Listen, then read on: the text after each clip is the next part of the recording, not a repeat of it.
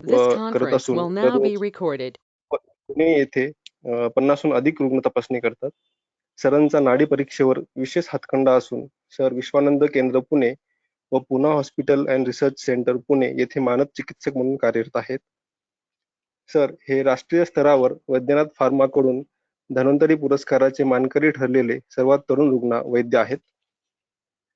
यासोबतच मानस आयुर्वेद, रसायन चिकित्सा, गंधक रसायन अशा अनेक विषयांवर राष्ट्रीय व आंतरराष्ट्रीय स्तरावर अनेक व्याख्याने व पेपर प्रेझेंटेशन देखील सरांचे झालेले आहे. असे बहुआयामी व्यक्तिमत्व आपणास वक्ते म्हणून लाभलेले आहे. तरी मी वैद्य सर्वेश कुलकर्णी सरांना विनंती करतो की त्यांनी आपले विचार मांडावेत. नमस्कार. धन्यवाद केतन सर, धन्यवाद रवी सर. आज या कोरोनाच्या या ज्ञानसंचयाचे जे काही एकूण मेळावे सगळीकडे आपल्या वैद्यवर्गांमध्ये चालू आहेत, किंबहुना सर्वच क्षेत्रात चालू आहेत, त्याचा जर विचार केला तर एका अर्थाने ही काही अंशात्मक का होईना एक इष्टापत्ती म्हणावी लागेल. तसं म्हणणं थोडंसं साहसाचं आहे हे मलाही कळतंय, परंतु प्राप्त परिस्थितीमध्ये आपल्याला आपल्या एकूण सगळ्या दैनंदिन क्रमामध्ये जे काही अध्ययनाच्या दृष्टीनं उपयुक्त साहित्य, उपयुक्त सगळ्या गोष्टी ज्या आज उपलब्ध होत आहेत, त्याच्यामध्ये ही नक्कीच इष्टापत्ती म्हणायला काही हरकत नाही. एकच मिनिट, स्क्रीन शेअरिंग फक्त दिसते सर, स्क्रीन दिसते. हे दिसतंय प्रमेयातलं दृश्य संग्रह विचार? हो दिसते सर, स्क्रीन दिसते. एकच मिनिट, फक्त प्रेझेंटेशन सुरू नाही ना होते. सर खाली बटन आहे. हो, अरे इथे ही लिस्ट दिसते नेमकी, त्यामुळे एकच मिनिट. हा, यस.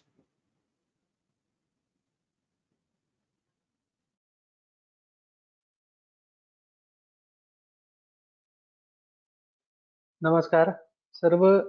नमो ज्येष्ठाय च कनिष्ठाय च. जे जे कोणी आज ज्ञानीजन, गुणीजन, अभ्यास वर्ग जे जे कोणी आहेत आज इथे उपस्थित, त्या सगळ्यांना अभिवादन करून, नमस्कार करून आजच्या विषयाला सुरुवात करूया.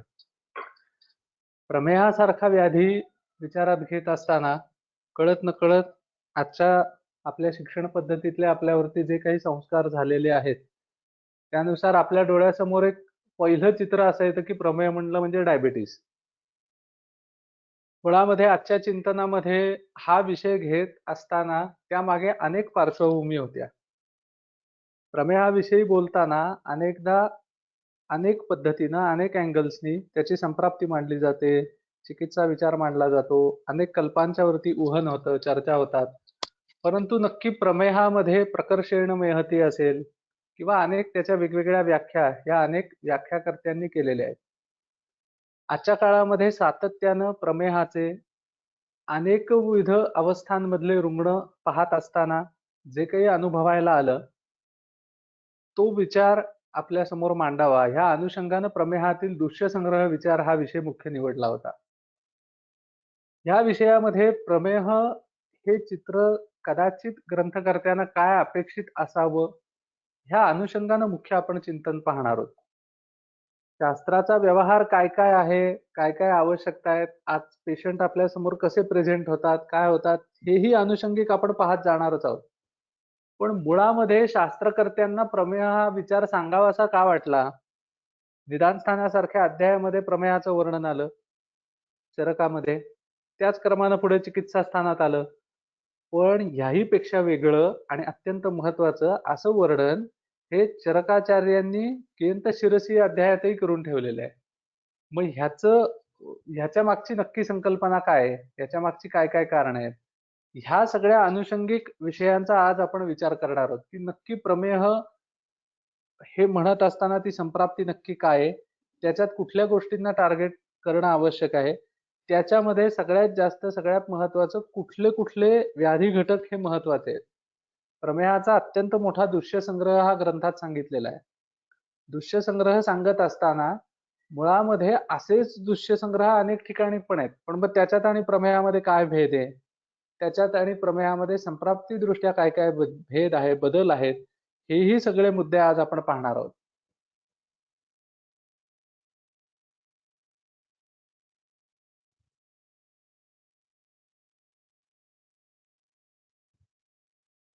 निदान स्थानातला जर व्याधींचा क्रम आपण बघितला तर सुरुवातीला एक एक दोषानं होणारे व्याधी, कालांतरानं पुढच्याच लगेच अध्यायांमध्ये द्वंद्वज दोषांनी होणारे व्याधी आणि मग त्रिदोषजन्य व्याधी, ह्या पद्धतीनं घडणारा हा संप्राप्तींचा क्रम आहे की जे चक्रपाणींच्या टीकेतही तेवढं स्पष्ट झालेलं आहे. त्रिदोषांचा प्रकोप ही प्रमेहामध्ये निश्चित असणारी घटना आहे. सुश्रुतांनी सुद्धा त्या गोष्टीला तसंच अनुमोदन दिलेलं आहे की सर्व एव मेहा सर्व दोषजः, एकदोषज मेह हे असं असू शकत नाही कधी. प्रमेह ही अवस्थाच अशी आहे की जी मुळात त्रिदोषजन्यच आहे. त्रिदोषजन्य त्या अवस्थेचा असलेलं गांभीर्य आणि त्याच्या अवस्थांमधल्या बारीक बारीक छटा, हा भाग अत्यंत महत्वपूर्ण आहे. म्हणजे सुरुवातीला कदाचित एक हेतुजनित एक निदानामुळे एकच दृश्य बिघडलंय, एकाच स्रोतसात व्याधी झालेला आहे आणि तो अल्पबल आहे असं असू शकतं. तसे व्याधी ज्वरामध्ये किंवा ऊर्ध्वक रक्तपित्तासारखेही वर्णन केलेले आहेत. पण त्याही पेक्षा त्रिदोषजन्य पुढे जे व्याधी येत येत येत गेले ते त्या क्रमानं त्यांनी प्रमेह पुढे प्रमेह, कुष्ठ, यक्ष्मा वगैरे या सगळ्यांच्या संप्राप्ती पुढे आचार्य सांगत गेलेले आहेत. आता हा त्रिदोषजन्य जो व्याधी मेहाचा सांगितलेला आहे त्या संदर्भात अजून आचार्य काय सांगतात ते पुढचं सूत्र बघूया. प्रमेह निदानाची सुरुवात करतानाच हे पहिलं सूत्र आलेलं आहे की ज्याचं थोडस त्याची फोड एका वेगळ्या पद्धतीने मी इथे करण्याचा प्रयत्न केलाय. इह खलु निदान दोष विशेषेभ्य विकार विघातकर भावा भाव प्रतिविशेषा भवंती, असं ते सूत्र आहे. आता ह्या सूत्रामध्ये आचार्यांना काय अभिप्रेत सांगणं, इह खलु निदान विशेषेभ्यो, जी काही प्रमेयाची विशिष्ट निदानं सांगितलेली आहेत त्या विशिष्ट निदानांच्या मुळे घडणारी ही संप्राप्ती आहे. विशिष्ट स्वरूपाचा दोषसंघात विशेष दोष बहुद्रवश्लेष्मा दोष विशेषाः, अशी घडणारी ही संप्राप्ती आहे. आणि ह्याच्यात अजून वेगळं असं आहे की दुष्य विशेषेभ्यो, काही विशिष्ट समूह दुष्यांचा बिघडतो आणि मग हा व्याधी होत असतो. आता हे एवढ्यावरती भागत नाही, म्हणजे असं काही हे सरळ काम नाहीये की निदान घडली, हेतू घडले, हेतू सेवन घडलं, मग षटक्रियाकालाच्या पद्धतीनं व्याधी घडत गेलेला आहे. निदानाच्या मुळे म्हणजे हेतूंच्या मुळे दोष बिघडलेले आहेत आणि मग व्याधी घडत गेलेला आहे, दुष्य बिघडलेली आहेत आणि मग व्याधी घडत गेलेला आहे. इथे चरकाचार्यांनी एक अत्यंत प्रतिविशेष उत्तम अशी एक महत्वाची मेख सांगून ठेवलेली आहे. विकार विघातकर भाव आणि विकार विघातकर भावानाम अभाव, हा विचार जो आहे हा फक्त प्रमेहापुरता मर्यादित नाहीये. अनेकदा आपले पूर्वाचार्यांनी सगळ्यांनीच जे जे सांगितलेलं आहे त्यानुसार निदान स्थान हे प्रतिकात्मक आहे, प्रतिरूप आहे सगळ्या व्याधींचं. त्यामुळे अनेक व्याधी असे आहेत की ज्यांच्या संप्राप्ती प्रमेहासारख्या तत्सदृश तत्पद्धतीनं अशा घडलेल्या असू शकतात. मग दुष्य संग्रह यातला जो आहे तो निदान दोष दुष्य ही जी संमूर्छना आहे ती संमूर्छना कशी काय बरं घडणार आहे पुढे. बरं ती घडली तरी त्याला प्रतिरोध करणारे शरीरातले काही घटक आहेत का, मग जर असतील तर ते कधी काम करतील, जर त्यांनी केलं तर काय, नाही केलं तर काय. विकार विघात, विकाराचा विघात, विकार म्हणजे हे सगळे जण एकत्र येत आहेत ती प्रक्रिया, निदान दोष दुष्य, त्यांचा विघात कर भाव म्हणजे उत्तम व्याधी क्षमत्व असेल, उत्तम अग्नी असेल, उत्तम धात्वाग्नी असेल, उत्तम व्यायाम असेल, हेतू विपरीत अर्थकारी, व्याधी विपरीत अर्थकारी, अशा स्वरूपाचं तुमचा आहार आचार विचार सगळं असेल तर तुमच्या शरीरात विकार विघातकर भाव हे उत्तम पद्धतीने कार्यरत असतात, जेणेकरून संप्राप्ती ही पुढे वाढत नाही, घडत नाही आणि पुढे दोषोत्पत्ती होत नाही. आणि तीच दुसरी अवस्था दिलेली आहे, विकार विघातकर भावानाम अभाव. विकार विघातकर जे भाव आहेत त्यांचा अभाव आहे शरीरात, तर लवकर व्याधी होईल, गंभीरानुगत होईल, मर्मानुग होईल. एका वेळेला व्याधीची सर्व लिंग यथोक्त लिंग व्याधी हा निर्माण होईल. म्हणून ह्या सूत्राला अत्यंत महत्व आहे. कारण आज आता आपण कोविडच्या बाबतीतही बघतोय की कोविडमध्ये हाय रिस्क ग्रुप आपण डिफाईन केलेले आहेत. आपल्याला माहिती आहे की ज्यांच्यामध्ये अबाव 65 एज आहे, डायबेटिक पेशंट्स आहेत, काही कोमॉर्बिडिटीज आहेत, ज्यांच्यामध्ये इम्युनिटी खूप कमी आहे, कॅन्सर सारखे पेशंट्स आहेत, सिरो पॉझिटिव्ह केसेस आहेत की ज्यांच्यामध्ये इन्फेक्शन खूप फास्ट वाढू शकतं, कारण त्यांच्यामध्ये विकार विघातकर भावांचाच अभाव आहे. तसंच प्रमेहामध्ये ही कायम शरीराची आणि शरीरातल्या घडलेल्या निज दोषांची एक युद्ध किंवा टसल चालू असते. सातत्यानं त्यांची काही ना काहीतरी मारामारी चालू असते की विकार विघातकर भाव जिंकतायत का विकार विघातकर भावांचा अभाव जिंकतोय. त्याच्यावरती त्या निदानापासून संप्राप्ती घडेल का नाही हे ठरत असतं. म्हणून त्या दृष्टीने या विचाराला महत्व आहे. पुढे आचार्य काय सांगतात, ह्यालाच धरून त्यांनी काही प्रोबॅबिलिटीज मांडलेल्या आहेत. जसं एखाद्या स्टॅटिस्टिक्स मध्ये एखादी गोष्ट एखादी घटना घडेल न घडेल याचं किती विवेचन असू शकतं. प्रमेय हे कोणत्याही निज दोषांमधून निर्माण झालेल्या आणि एका फिजिओलॉजीतल्या प्रक्रिया शारीरिक क्रियात्मक प्रक्रियांमध्ये बदल होत होत होत क्रमशः व्याधी उत्पत्ती होण्याच्या प्रक्रियांचा अभ्यास करण्यासाठी एक रिसर्च मॉडेल आहे असं मला वाटतं. कारण तुम्ही मेथॉडॉलॉजीत बघा कशी मांडून ठेवलेली आहे. प्रोबॅबिलिटी जी स्टॅटिस्टिक्स मधली एक कन्सेप्ट आहे त्याचं प्रॅक्टिकल ऍप्लिकेशन आहे. जर निदान दोष दृश्य हे एकत्र आले पण विकार विघातकर भाव हे आहेत तर परस्परम न अनुबंधन्ति, त्यांचा अनुबंध हा टिकणार नाहीये. न तथा विकाराभिनिवृत्ती, तिथे विकार निर्माण होत नाही. म्हणजे हा एक पहिला टप्पा संपला. समजा वारंवार हेतू सेवन झालं, दीर्घकाल हेतू सेवन चालू आहे, दीर्घकालानं कालवशात कालपरिणामतया सुद्धा दोष दृश्य आणि स्रोतस धातू हे बिघडलेले आहेत, तर कालप्रकर्षात अबलियांसो ते झालंय. पण अबलियांसो तो जो अनुबंध आहे तो फार ताकदवान नाहीये. अबलियांसो चिराद्वा अभिनिर्वर्तनते तनवोवा, म्हणजे व्याधी जो निर्माण होईल तो अल्प लक्षणयुक्त किंवा उशिराने निर्माण होईल. मी हे जे काही वर्णन करतोय याचं क्लिनिकल ऍप्लिकेशन सुद्धा आपण पुढे पाहणार आहोत. जर अनुबंधन्ति असं घडलेलं असेल म्हणजे निदान दोष दूष्य विशेषेभ्यो हे एकत्र विकार विघातकर भावानाम अभाव हा असताना जर निर्माण झाला असेल. आता ह्याच्यातही परत त्यांनी दोन कंडिशन दिल्या बरं का. निदान दोष दृश्य एकत्र आले पण विकार विघातकर भावानाम अभाव हा आहे तर भवंती अयथोक्त लिंग व्याधी. सगळं क्लिनिकल प्रेझेंटेशन आम्ही सांगतोय तसंच्या तसं दिसणार नाही आणि तेच विकार विघातकर भावानाम अभाव हा आहे तर सर्वलिंग व्याधी रूपजा येते. म्हणजे बघा ग्रंथामध्ये स्टॅटिस्टिक्सच्या दृष्टीनं जी व्हेरिएबल्स असतात आणि त्यांची जी रिलेशन असतात ती किती सुंदर पद्धतीने मांडलेली आहे. म्हणजे एक लक्षात घ्या की काही वेळेला काही रुग्ण हे कदाचित तुमच्याकडे असे येऊ शकतात की जे आमाजीर्णाचे आहेत, जे आम्लपित्ताचे आहेत, जे विदग्धाजीर्णाचे आहेत, ज्यांच्यामध्ये कफज ग्रहणी आहे, ज्यांच्यामध्ये कफावृत्त अपान आहे, ज्यांच्यामध्ये कफज पांडू आहे, ह्या रुग्णांमध्ये प्रमेहाची पूर्वरूप आनुषंगिक दिसू शकतात. पण जर विकार विघातकर भावाना अभाव हा असेल तर ते दोष प्रमेहाकडे जाणार नाहीत. आणि तेच उलट मी सांगतोय की आता डायबिटीसचे केसेस ज्या आपल्याकडे येतात त्या कदाचित भेदावस्थेत आलेल्या पण असू शकतात, सर्वलिंग व्याधी पण असू शकतो. आणि तेच उलट कदाचित डायबिटीस म्हणून प्रेझेंट होणाऱ्या केसेस ह्या अवस्थिक निदान ह्या पातळीवरती कदाचित वातजमेह, वातजग्रहणी किंवा ओजक्षय, ओजो विस्रवस, ओजो व्यापद ह्यातल्या सुद्धा असू शकतात. मला सांगण्याचा उद्देश हा असा आहे की मुळामध्ये आपल्याकडे प्रेझेंट होताना पेशंट त्याच्याकडे काही रिपोर्ट्स असतात, त्याच्या काही कंप्लेंट्स असतात. हे सगळं दोन्हीचा ताळमेळ घालत असताना आपल्याला त्याचं निदान काय काय आहे, निदान म्हणजे हेतू काय आहेत हे शोधणे, त्या हेतूंच्या अनुषंगिक लक्षणं आहेत का हे शोधणे, त्यांचं रिलेशन एकदा जुळलं त्याच्यातले अनेकदा दुर्दैवानं आपल्याला कायम रुग्णामधले दोष काढायची सवय असते. दोष म्हणजे त्रिदोष नाही, ह्याचं कुठं चुकतंय आणि आपण याला कुठे पकडतोय आणि कसं शोधतोय.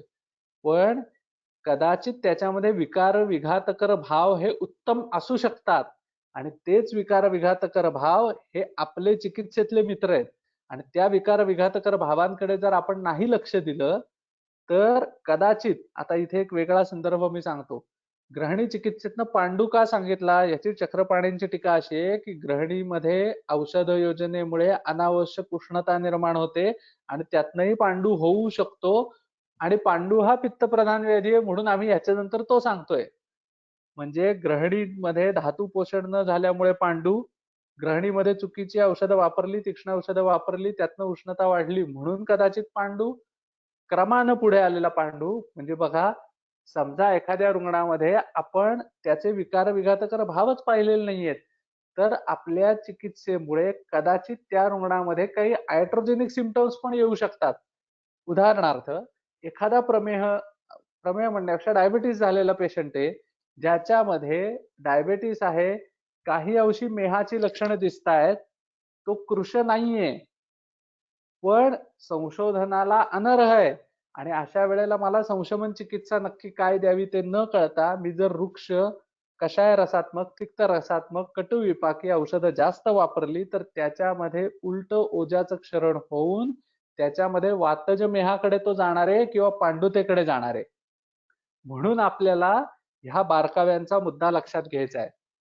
जसं मी म्हणालो की कदाचित डायबिटीस म्हणून डायग्नोसिस असलेला पेशंट हा प्रमेहाचाच असेल असं नाही, तसंच डायबिटीस डायग्नोसिस न घेऊन आलेला पेशंटही प्रमेह ह्या व्याधीच्या कुठल्या तरी अवस्थेमधला असू शकतो.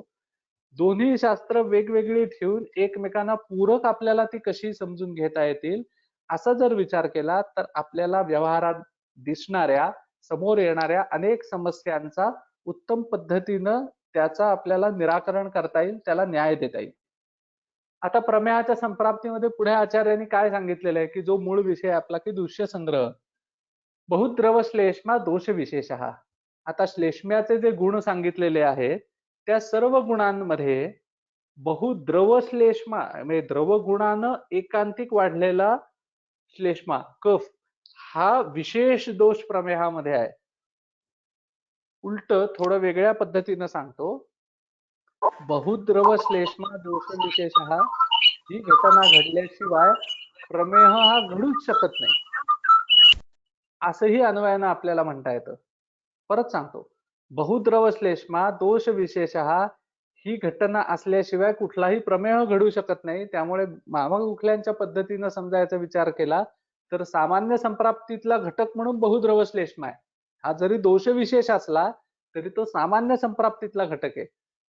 पुढे एक सूत्र जे आलेलं आहे ते लगेच असं आहे की दृश्य संग्रह सांगताना त्यांनी सांगितलं, बहुवम अबद्धम मेदो मांसम शरीरजम क्लेदः शुक्रम शोणितम वसा मज्जा लसिका रसश्चौजा संख्यात इति दृश्य विशेषः.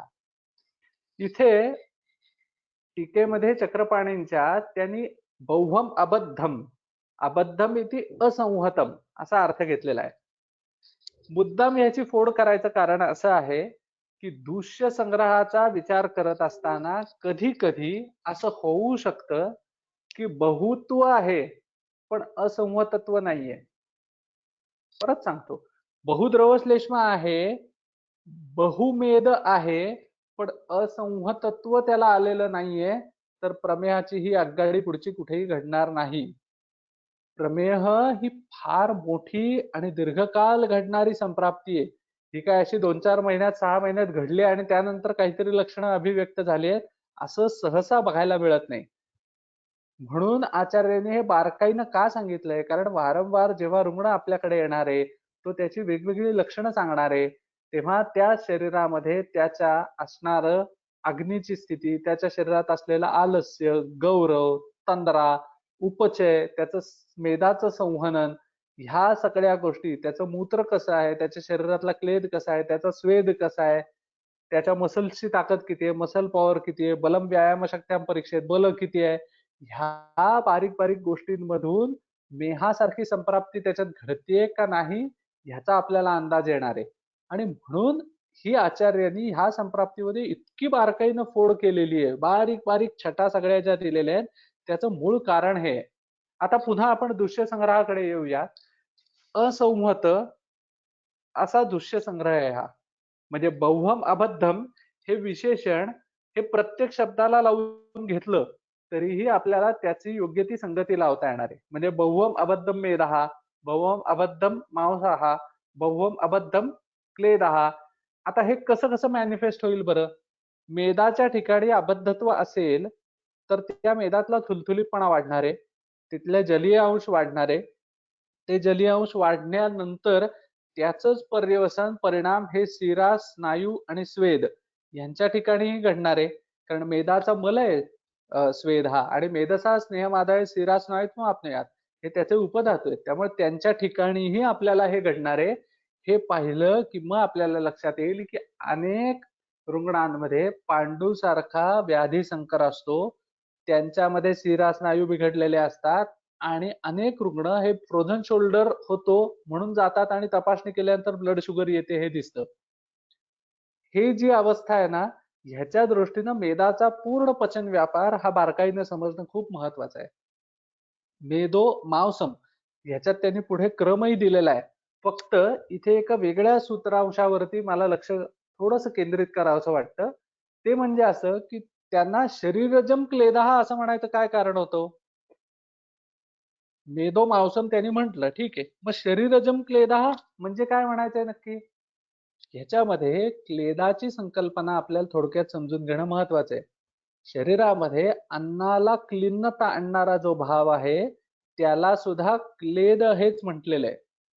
त्याचबरोबर अन्न परिणमनामध्ये शरीरामध्ये नको असलेल्या अन्नाचं परिणमन झाल्यानंतर किट्ट स्वरूपी जे जे काही द्रवांश येतात ते सगळे द्रवांश शरीरामधून एकत्र गोळा करणारी अशी जी काही अपधातूची एक वेगळी अवस्था आहे त्याला क्लेद म्हटलेलं आहे. अगदी थोडक्यात एक उदाहरण म्हणून सांगतो. आपल्या घरामध्ये टाकीतून येणारं जे पाणी आहे ते 3 ठिकाणी येणारं पाणी जरी एकच असलं तरी त्याची उपयोगिता वेगवेगळी आहे. आणि त्या उपयोगितेनुसार, कारण मुळामध्ये आपलं जे क्रिया शरीराचं शास्त्र आहे ते कर्मानुमेय आहे, ते गुणानुमेय आहे. जर तुम्ही ह्या सूत्राला धरून विचार केला तर पाणी तेच आहे, पण जे टॉयलेटमध्ये येतंय त्याचा उपयोग वेगळा आहे. जे पाणी हे स्वयंपाकघरात येतंय त्याचा उपयोग वेगळा आहे. तेच पाणी देवघरात येतंय त्याचा उपयोग वेगळा आहे. आता हे कसं आहे बरं? शरीरजम क्लेदः म्हणजे सर्व शरीरानुगामी जी अशी एक अपधातूची अवस्था आहे की जी शरीराला मऊपणा आणते, शरीरातलं पाणी टिकवते, शरीरातल्या अवयवांना पाहिजे तेवढा पाहिजे त्या वेळेला त्या प्रमाणात तेवढ्या मात्रेत क्लेद स्निग्धता देते. ईषत स्निग्ध येते. ती काय स्निग्ध म्हणजे रसा इतकी स्निग्ध नक्की नाही अवस्था, पण ती देते. नको असलेले घटक पुन्हा सगळे रक्ताच्या रसाच्या आश्रयाने मूत्रापर्यंत आणून मूत्राच्या वाटेत जो बाहेर पडतो, जो शरीरातल्या स्नेहांशाला अनावश्यक पेशींच्या पचनातल्या मेदातल्या पचनातल्या तयार झालेल्या स्नेहाला स्वेद रूपानं शरीराबाहेर टाकतो, तो हा क्लेद ग्रंथाला अभिप्रेत आहे. हा सार्वदेहिक क्लेद आहे म्हणून तिथे शरीरजम क्लेदः ही संप्राप्ती सांगितलेली आहे. दुसरं पुढे जाऊन त्यांनी शुक्रम शोणितम. आता इथे तुम्ही जर बारकाईनं बघितलं तर मेद आणि मांस याचा वसेशी जवळचा संबंध आहे की नाही हो? मग इथे वसा शोणितानंतर टाकली क्रमामध्ये. शरीरजम क्लेदः ह्या अवस्थेनंतर घडतं काय? तर शरीरातल्या क्लेदाच्या मुळे दोष नको असलेले शरीरात साठल्यामुळे परमप्रसादभूत असा प्रजोत्पादन करणारा शुक्र धातू जो उद्भूत शुक्र आहे आणि अनुद्भूत शुक्र म्हणजे सार्वदेहिक जो शुक्र आहे त्याला हा बिघडवतो. सार्वदेहिक पेशींच्या जीवन विनिमयाला, नवीन नवीन पेशी निर्मितीला, कारण अवयव नित्य नवीन निर्माण होत आहेत, नित्य त्यांचा लय पावतोय, ह्या प्रक्रियेमध्ये नवीन पेशी निर्माण होणं, नवीन पेशी निर्माण झालेल्या त्यांचा विनियोग होणं आणि त्या शरीरात पोचणं, त्यांचं काम होणं, ह्या ज्या क्रिया आहेत त्या शुक्र आणि शोणिते ह्यांच्यावरती अवलंबून आहेत. मेद बिघडतं, मांस बिघडतं, क्लेद बिघडतो. आता बघा ग्रंथामध्ये पुढच्याच स्लाइड मध्ये आपलं एका सूत्राचं, ह्याच्या पुढच्या ग्रंथातल्या सूत्राचं विश्लेषण आहे की कसं कसं हे होतं, प्रत्यक्ष प्रकृतिस्थ दोष सुद्धा कसे विकृत होतात, याचं सगळं वर्णन पुढच्या सूत्रात आहे. पण हा क्रम लक्षात घ्या शुक्र शोणिताचं वर्णन मात्र त्या सूत्रात नाहीये, म्हणून ते इथे वर्णन करतोय. मेदामुळे मांस बिघडलं, मांसानंतर शरीरातला सार्वदेहिक क्लेद बिघडला, मग सार्वदेहिक शुक्र विकृत झालेला आहे. सार्वदेहिक शोणिताची अनुवृत्ती जी आहे ती इथे बिघडायला लागते. आता शोणिताच्या जर बाबतीत विचार केला तर आहार आणि आचार ह्या विधींमुळे विधिवत जायते शोणितम सूत्र जर बघितलं चरक सूत्र 24 मधलं, तर विधी म्हणजे काय? विधी नामना आहारम आचारस्य इति. आहार आणि आचार ह्या दोन्हीच्या मुळे त्यातल्या विकृतीमुळे जे निर्माण होतं चांगलं वाईट ते शोणित. मग शुक्रातनं सार्वदेहिक पुढे शोणिताची विकृती होते. धातू पोषण क्रमामध्ये विकृती दिसायला लागते. शोणितातनच मांस आणि मेदाचं पोषण पुढे पुढे क्रमानं होत जाणार आहे. ह्याच्यानंतर वसा बिघडते. वसा हा मेदातला विशेषत्वानं असलेला स्नेह आहे. जो स्नेह बिघडतो म्हणजे काय होतं? ह्या क्लेदामध्ये बहुद्रव श्लेष्म्यानी द्रवांश जास्त वाढले. द्रवांश जास्त वाढल्यानंतर अशी एक कल्पना आपण करूया. आणि आता पुढे गंमत बघा. अस्थीच्या बाहेर असलेला जो मांसाच्या मेदाच्या ठिकाणचा एक विशिष्ट आशयांतर मर्यादा सारखा असलेला जो स्नेह आहे तो वसा आहे. आणि अस्थीच्या आतमध्ये असलेला जो अस्थींना पूर्ण करून राहिलेला आहे तो स्नेह म्हणजे मज्जा आहे. म्हणजे मेदच घनीभूत होतो, अस्थीच्या आत जातो आणि तोच मज्जेच्या रूपानं प्रगट होतो. चरक चिकित्सा 15 मध्ये आपण जर ही प्रक्रिया बारकाईनं पाहिली तर लक्षात येईल. म्हणजे फिजिओलॉजिकली पॅथोफिजिओलॉजी घडताना शरीरातला क्लेद बिघडल्यानंतर सार्वदेहिक शुक्र बिघडला, शोणित बिघडलं. खूप बारकाईनं जर तुम्ही प्रमेहाच्या पेशंट्स मध्ये बघितलं, इथे मी आता डायबिटीसच्या अनुषंगाने बोलतोय. डायबिटीसच्या केसेस मध्ये बघितलं तर कमीत कमी 10, 12, 14 वर्ष डायबिटीस होऊन गेलेले पेशंट जर बघितले तर त्यांच्यामध्ये मायक्रोसायटिक हायपोक्रोमिक अॅनिमिया वगैरे असतो. आरबीसीचं मॅच्युरेशनच नीट होत नाही, रक्ताची निर्मितीच नीट होत नाही, रक्त घटकच नीट निर्माण होत नाहीत. आता पुढे ही प्रक्रिया कशी आहे अजून? तर वसा म्हणजे अस्थीच्या बाहेरचा स्नेह बिघडला. याचं अजून एक सोपं उदाहरण म्हणजे समजा तेल आणि पाणी हे आपण एकत्र केलं तर ती जी फेज इमल्शनची तयार होईल, ते जे इमल्शनची प्रायमरी फेज आहे ती वसा आहे.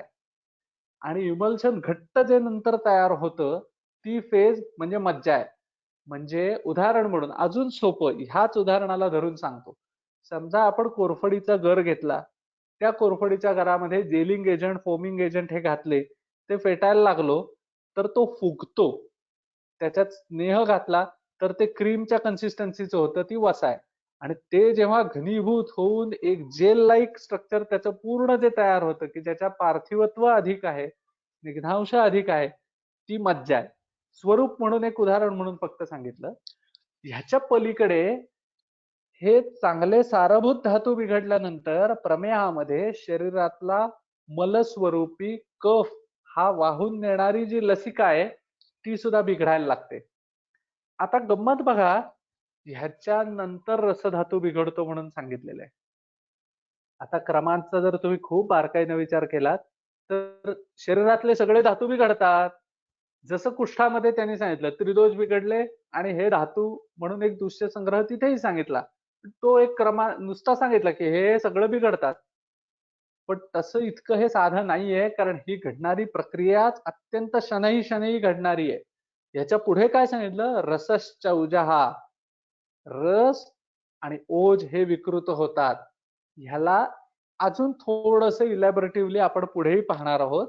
रस आणि ओज ह्यांच्यामध्ये उत्तम असलेला रस जो सारभूत आहे तो ओजस्वरूपच आहे, अशा आशयाचे संदर्भ काही आहेत. दुसरी गोष्ट अशी आहे की रस हा बिघडल्यामुळे धातू पोषण क्रम बिघडतो आणि त्यामुळे ओजाची निर्मिती होत नाही. असे दोन अर्थ ह्या एकाच सूत्रांशामधून आपल्याला लक्षात येतात. हे सगळं ह्याच स्लाइड वरती इथेच सांगायचं कारण असं की पुढच्या सूत्रांमध्ये शुक्र, शोणित, वसा, रस, ओज हे कसं बिघडतं ह्याचं वर्णन पुढे ग्रंथात वेगळं आलेलं नाहीये. आणि दुसरे विशेष समजून घेण्यासाठी हे अत्यंत महत्वाचं आहे, म्हणून या अनुषंगिक मी विचार मांडतोय. प्रमेहाच्या किंवा आज आपल्या समोर डायबिटीस म्हणून येणाऱ्या केसेसमध्ये अनेकदा शुक्रक्षय होणे, शोणिताचा साक्षात क्षय होणे, मज्जाक्षय होणे, कारण त्याच्यामुळे संधींमध्ये वेगवेगळी विकृती येणं, रसाचा क्षय होणे, कारण अनेक प्रमेहांच्या डायबिटीसच्या रुग्णांमध्ये अनेकदा संप्राप्ती ही चिंत्यानामच्या अतिचिंतनात या पद्धतीनं घडलेली असते, अजीर्णामधून घडलेली असते. त्यामुळे जसं चरक चिकित्सा 15 मध्ये सांगितलंय, रसादी बीजचापि संसृष्टान कुर्याद रोगान रसादिजान, तसं ते अजीर्ण क्रमशः एकेका धातूंमध्ये जातं, तिथे ते दोष निर्माण करतं आणि त्यातनं व्याधी उत्पत्ती होते. ही अनुलोम संप्राप्तीचा एक प्रकार जसा सांगितलाय तसंच ह्या ठिकाणी संप्राप्ती घडते आणि तसे रुग्ण हे आपल्याकडे येतात. डायबिटीसचं जर एक व्यापक चित्र स्वरूप म्हणून आपण डोळ्यासमोर घेतलं तर येणारे रुग्ण हे काही फक्त ब्लड शुगर लेवल घेऊन येत नाहीत. सगळ्यांनाच बहुमूत्रता असते असंही नाही. वाढलेल्या ब्लड शुगर लेवलला किती महत्व द्यावं मग, हाही एक प्रश्न आहेच आहे. वाढलेली ब्लड शुगर लेवल जेवढी आपण नीट करण्यासाठी जी काही प्रचलित औषधं आहेत, आता उदाहरणार्थ सांगतो की जंबू आहे, कारवेल्लक आहे किंवा तत्सम जी औषधं आहेत, मेथी काय, पण ह्या सर्व औषधांमध्ये काही ना काही कुठे ना कुठे दोष आहेत. ही सर्व औषधं ह्या दूष्य संग्रहाला पूरक आहेत असं नाही. काही औषधं बहुम अबद्धम मेधा कमी करतील, बहुद्रवश्लेष्मा दोष कमी करतील, पण तीच औषधं क्लेदाचं वहनही नीट करत नाहीत. काही वेळेला शोणित दृष्टी करतात, काही वेळेला ओजाची दृष्टी करतात. म्हणून अशी औषधं वापरताना ती युक्तिपूर्वक, संयोगाने आणि विचारपूर्वकच वापरणं हे मुख्य काम आहे आपलं. म्हणून त्या दृष्टीनं हा विचार अत्यंत महत्वाचा आहे. प्रमेहाचे किंवा प्रमेहाच्या मधले एक व्यापक अवस्थेतला एक भाग म्हणून जर डायबिटीस गृहीत धरला तर डायबिटीस मधल्या अनेक पेशंट्स मध्ये मांसगत वातासारखी लक्षणं दिसतात की जी नॉन स्पेसिफिक आहेत. किती तपासण्या केल्या तरी त्याच्यात कारण कळतच नाही. मांसगत वाताची लक्षणं काय आहेत? गुरुवंगम तुद्यते अत्यर्थम दंडमुष्टिहतम यथा. त्यांच्यामध्ये गुरुवंग असतं, तुद्यते अत्यर्थम दंडमुष्टिहतम यथा हे असतं, पण कळतच नाही की हे प्रमेहामुळे का वाताच्या दोषामुळे का अजून कशामुळे. प्रमेहाच्या संप्राप्तीमध्ये घडणारा दोष संग्रह, दूष्य संग्रह हा कसा बिघडत जातोय ह्याच वरती आपल्याला याचं निदान करता येऊ शकतं. म्हणून दूष्य संग्रह हा अवस्थिक निदानाच्या दृष्टीने आपल्याला अत्यंत महत्वाचा आहे. दूष्य संग्रहाचा विचार न करता प्रमेहाची अवस्था निर्धारण केवळ अशक्य आहे आणि त्यामुळे पर्यायाने चिकित्सा ही योग्य पद्धतीने आणि एक सलग होऊ शकत नाही. आता पुढे ह्याच एक वर्णन त्यांनी सांगितलं की तीनही दोष बिघडलेले आहेच आहेत. त्रयाणाम येशाम निदानादी विशेषाणाम सन्निपाते, म्हणजे मुळातच त्यांनी इथे एक मेख घालून दिली की हे तीनही एकत्र बिघडलेले आहेत. काय बिघडतं? क्षिप्रम श्लेष्मा प्रकोपम आपद्यन्ते. कशामुळे बरं प्रकोप होतो? आता एकीकडे त्यांनी सांगितलं बहुद्रव श्लेष्मा दोष विशेष. संप्राप्तीतल्या घटकांचा एक विचार केला तर बहुद्रव श्लेष्मा दोष विशेष ही द्रवगुणाची वृद्धी आहे, संचय आहे, त्याच्यानंतर त्याचा प्रकोप घडलेला आहे. प्रकोप झाला म्हणजे स्रोतसांमध्ये तो दोष साठून आता पूर्ण बाहेर पडायची अवस्था आलेली आहे. आता प्रमेहातली समजा संप्राप्ती रसाच्या अनुषंगिक बघितली तर कफाला कफवर्गातली हे सगळे दूष्य संग्रहात आहेत, पण कफवर्गातले हे जरी असले तरी पहिला बिघडतो तो रसधातू बिघडतो आणि क्लेद बिघडतो. हे जे क्लेद बिघडतात ते कशा पद्धतीने बिघडतात? क्षिप्रम श्लेष्मा प्रकोपम आपद्यन्ते प्रागतिभूयस्वात. मुळातच प्रमाण कफाचं इतकं जास्त वाढलंय, क्लेदाचं वाढलंय की क्लेद नको असलेले मळही काढून टाकू शकत नाहीये. हे मळ वसेच्या ठिकाणी, मज्जेच्या ठिकाणी, शोणिताच्या ठिकाणी पडून आहेत. हे असं मिश्रीभूत झालेलं स्वरूप म्हणजे ज्याच्यामध्ये रसही विकृत आहे, त्याच्याबरोबर क्लेदही आहे, शोणित विकृत आहे आणि द्रवगुणानं अतिरिक्त वृद्ध असा कफ आहे. आपण रक्तपित्तात काय पाहिलं? रक्तस्य पित्तम आख्यातम, पित्तातला द्रवगुण आणि रक्तातला उष्ण गुण हे वाढून रक्तपित्ताची संप्राप्ती घडते आणि त्या प्रमाणामध्ये संप्राप्तीमध्ये अतिरिक्त द्रवांश हे रक्ताबरोबर फिरतायत. इथे क्लेद, रक्त, रस, श्लेष्मा प्रकुपित श्लेष्मा तोही बहुद्रव गुणविशेषाने हे सगळे शरीरामध्ये फिरतायत. आणि काय घडतंय इथे बारकाईनं बघितलं तर लक्षात येईल. सप्रकुपितः क्षिप्रमेव शरीरे विसृप्तिं लभते शरीर शैथिल्यात.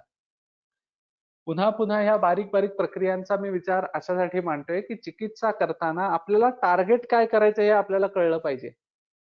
पहिली गोष्ट, श्लेष्म्याचा द्रवगुण जो आहे तो नियंत्रणात आणता आला पाहिजे. एक. दोन, तो जर नियंत्रणात आणता आला तर पुढे काय घडणार आहे. सप्रकुपितः क्षिप्रमेव शरीरे विसृप्तिं लभते.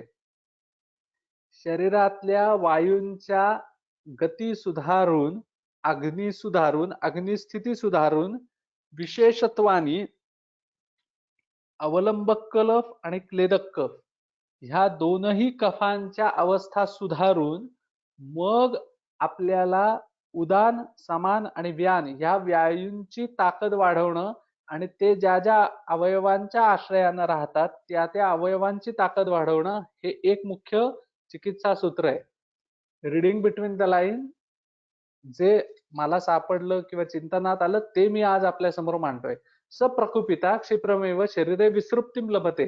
शरीर शैथिल्य समजा कमी झालं तर प्रमेहाच्या संप्राप्तीचा भंग होऊ शकतो.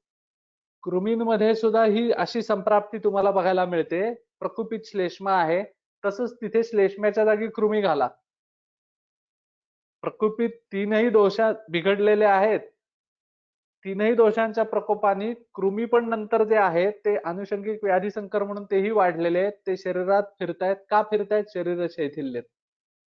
शरीर शैथिल्य ही एक जी घटना आहे. म्हणून चक्रपाणी टीकेमध्ये बहुवम अबद्धमचं असंहतम अशी व्याख्या सांगितली. हे जे असंहत दोष आहेत त्या दोषांच्या अस्तित्वाशिवाय व्याधीचा प्रसर होणं हे केवळ शक्य नाही.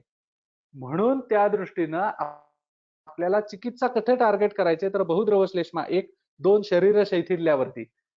हे आपल्याला चरकाचार्यांनी ही कारण का देऊन ठेवली? आधीच्या याच्यावरनं अन्वयाने कळत नव्हतं का? ज्या अन्वयानं ते संप्राप्ती सांगतायत तिथे हे स्पष्टच आहे ना. क्षिप्रम श्लेष्मा प्रकोपम आपद्यन ते व्हायलाच पाहिजे. प्रागाती भूयत्वात परत सांगायची काय गरज आहे? शरीर शैथिल्य परत सांगायची काय गरज आहे? कारण हे टार्गेटेड पॉइंट्स आहेत की ज्याच्यावरती आपल्याला लक्ष द्यायचंय. सविसर्पण शरीरे मेदसैवादिते मिश्रीभावम गच्छति. म्हणजे पुढे परिस्थिती अशी निर्माण झालेली आहे की आता मेद, विकृत कफ हे वेगळं काढणंच शक्य नाही. जशी रक्तपित्तात संप्राप्ती झाली, रक्तस्य पित्तम आख्यातम. पित्त एका रक्त हेच कळत नाही. दोन्ही एक समान, एक भाव, एकी भाव त्यांचा झालेला आहे. प्रमाणाती वृद्धत्व आहेच आहे. का घडलं? मेदसश्चैव बहुवम अबद्धत्वात मेदसस्य गुणैहि समान गुणभूयिष्ठत्वात. म्हणजे बघा इथे आता दोन गोष्टींच्या वरती आचार्य आपल्याला निर्देश करतायत. काय? पहिला, समान अवस्था एक असल्यामुळे त्याच्या सामान्यामुळे बहुवम अबद्धत्वात दोन्ही मध्ये श्लेष्मा पण अबद्ध आहे, क्लेद पण अबद्ध आहे, मेद पण अबद्ध आहे आणि मेदाचे आणि कफाचे गुण समान झालेले. म्हणजे बघा एखाद्या द्रव्यातले फिजिकल प्रॉपर्टीज ज्या आहेत त्या परिवर्तित होणं आणि त्या एक समान होणं ही प्रक्रिया घडलेली आहे. म्हणून आपल्याला पुढची टप्पा काय लक्षात घ्यायचा आहे? बहुद्रव श्लेष्माला टार्गेट करायचे 1, 2 शरीर शैथिल्याला टार्गेट करायचे आणि 3 मेदामध्ये आणि कफामध्ये काहीतरी अंतर आहे. मांसाच्या अग्नीचा परिणाम होऊन त्यातनं मेदधातूची निर्मिती आहे. त्या मेदामध्ये, श्लेष्म्यामध्ये, रसामध्ये, ओजामध्ये जे अंतर आहे त्याची विविक्तता साधणं ही खरी या ठिकाणची चिकित्सा आहे असं वाटतं. मेदसा मिश्रीभवन दूषेत येनत विकृतत्वात. म्हणजे हे जे काही प्रकरण होतं त्याच्यामुळे गुण विकृती पहिली आणि मग नंतर प्रत्यक्ष द्रव्य विकृती अशी बघायला मिळते. ती विकृत अवस्था आहे. म्हणजे जसं जे असायला नको तसं ते असणं म्हणजे विकृती. रक्ताला रक्त आहे, मेदाला मेद आहे, पण तो अजिबात असू नये असा आहे, ती विकृती आहे. ती विकृती मेदाची जी आहे त्याच्यामुळे शरीर क्लेद मांसाभ्याम संसर्गम गच्छति. स्वाभाविकतया सर्क्युलेशन मध्ये तो एकदा विकृत मेद आलेला आहे. त्याच्यामुळे त्याचा शरीर क्लेद आणि मांसाशी अत्यंत वेगाने संसर्ग होतो. कशामुळे होतो? प्रमाणाभिवृद्धत्वात. म्हणून क्लेद मांसाचं नियमन. आता तुम्ही द्रव्यांचा जर विचार केलात तर सर्व प्रमेय म्हणून जो पहिलाच काढा सांगितलेला आहे की दारवी, त्याच्यामध्ये त्रिफळा, नंतर देवदार, या सगळ्या द्रव्यांची योजना आहे. जी द्रव्य उत्तम पद्धतीनं क्लेदाचं नियमन करतात, मांसधात्वाग्नीचं वर्धन करतात आणि त्यांच्या प्रमाणाला नियंत्रणात ठेवतात, अशीच ती द्रव्य आहेत. आणि अशी द्रव्य वापरली की त्याच्यामुळे ह्या सगळ्या घटकांमध्ये वेगवेगळेपणा येतो, त्यांच्यात एक विविधता येते आणि त्याच्यामुळे स विकृतो दुष्टेन मांस मेधसोपहितो शरीर मांस क्लेदाभ्याम संसर्गम गच्छति. इथे ह्या पायरीवरती संप्राप्ती भंग करता येतो. पुढे वर्णन असं आहे की हे आता मांसप्रदेश झालं इथपर्यंत ठीक आहे. ह्या अवस्थेत पेशंट कैक वर्ष राहतात. ह्या अवस्थेत पेशंट कैक वर्ष राहतात. ते एका मर्यादेपुरतं राहत नाही. ह्याच अवस्थेत समांसे मांसप्रदोषात, म्हणजे आता उपद्रवावस्थेकडे पुढे संप्राप्ती चाललेली आहे. ही व्यक्ती पूर्ण झाली प्रमाणाप्ती वृद्धत्वापर्यंत, त्याच्या पुढे भेदापर्यंत ही संप्राप्ती चाललेली आहे. समांसे मांसप्रदोषात, मांसप्रदोषामुळे पूती मांस पीडका, शराविका, कच्छपिका इत्यादी प्रमेय पीडका या निर्माण होतात. अप्रकृतीभूतत्वात, म्हणजे मांसाच्या ठिकाणी एवढी द्रवता अपेक्षित नाहीये, एवढा द्रव मल अपेक्षित नाहीये. अशा वेळेला नको ते घटक नको त्या ठिकाणी साठल्यामुळे शरीराची एक स्वाभाविक प्रवृत्ती येते की आपल्याला हे बाहेर टाकायचंय. ही रिॲक्शनरी फेज जेव्हा येते तेव्हा त्यावेळेला ह्या पीडका ह्या निर्माण होत असतात. आता हा जो क्लेद आहे तो पुनर्दूषेन मूत्रत्वेन परिणमयेती. हा शरीर क्लेद हा पुन्हा विकृत होतो सगळ्यांच्यामुळे, सगळे एकीभूत होतात आणि त्यांनी मूत्र हे विकृतीला प्राप्त होतं. आणि बस्तीर वंशण प्रभवाणाम असं जे स्रोतस आहे. आता इथे जर बारकाईनं तुम्ही बघितलं तर वंशण बस्ती प्रभवाणाम असं जर म्हटलं तर वंशणाच्या ठिकाणी वृक्क हाच अर्थ घ्यायला पाहिजे. पुन्हा तिथे त्यांनी हीच पुष्टी देण्यासाठी अजून एक वर्णन असं आहे की मूत्रवहानामच स्रोतसाम. वंशण बस्ती प्रभवाणाम का म्हटलं असेल ह्याचा अजून एक अर्थ असा आहे की पक्वाशयात मुळात मूत्र निर्मिती आहे. ते मूत्र सहस्रावधी नाड्यांच्या माध्यमातून पोर्टल सर्क्युलेशनच्या माध्यमातून किडनी पर्यंत येणार आहे आणि मग तिथे मूत्राची पुढची त्याच्यावरती अग्नीची स्थानस्थ क्रिया होऊन मूत्र वेगळं होऊन क्लेद पुन्हा शरीरात जो वापरता येण्याजोगा आहे तो परत शरीरात जाणार आहे रक्तामध्ये.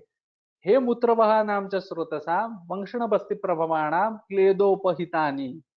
क्लेदामुळे उपलेप झालेल्या ह्या स्रोतसांमध्ये क्लेद मुळातच गुरुस्वभावी आहे.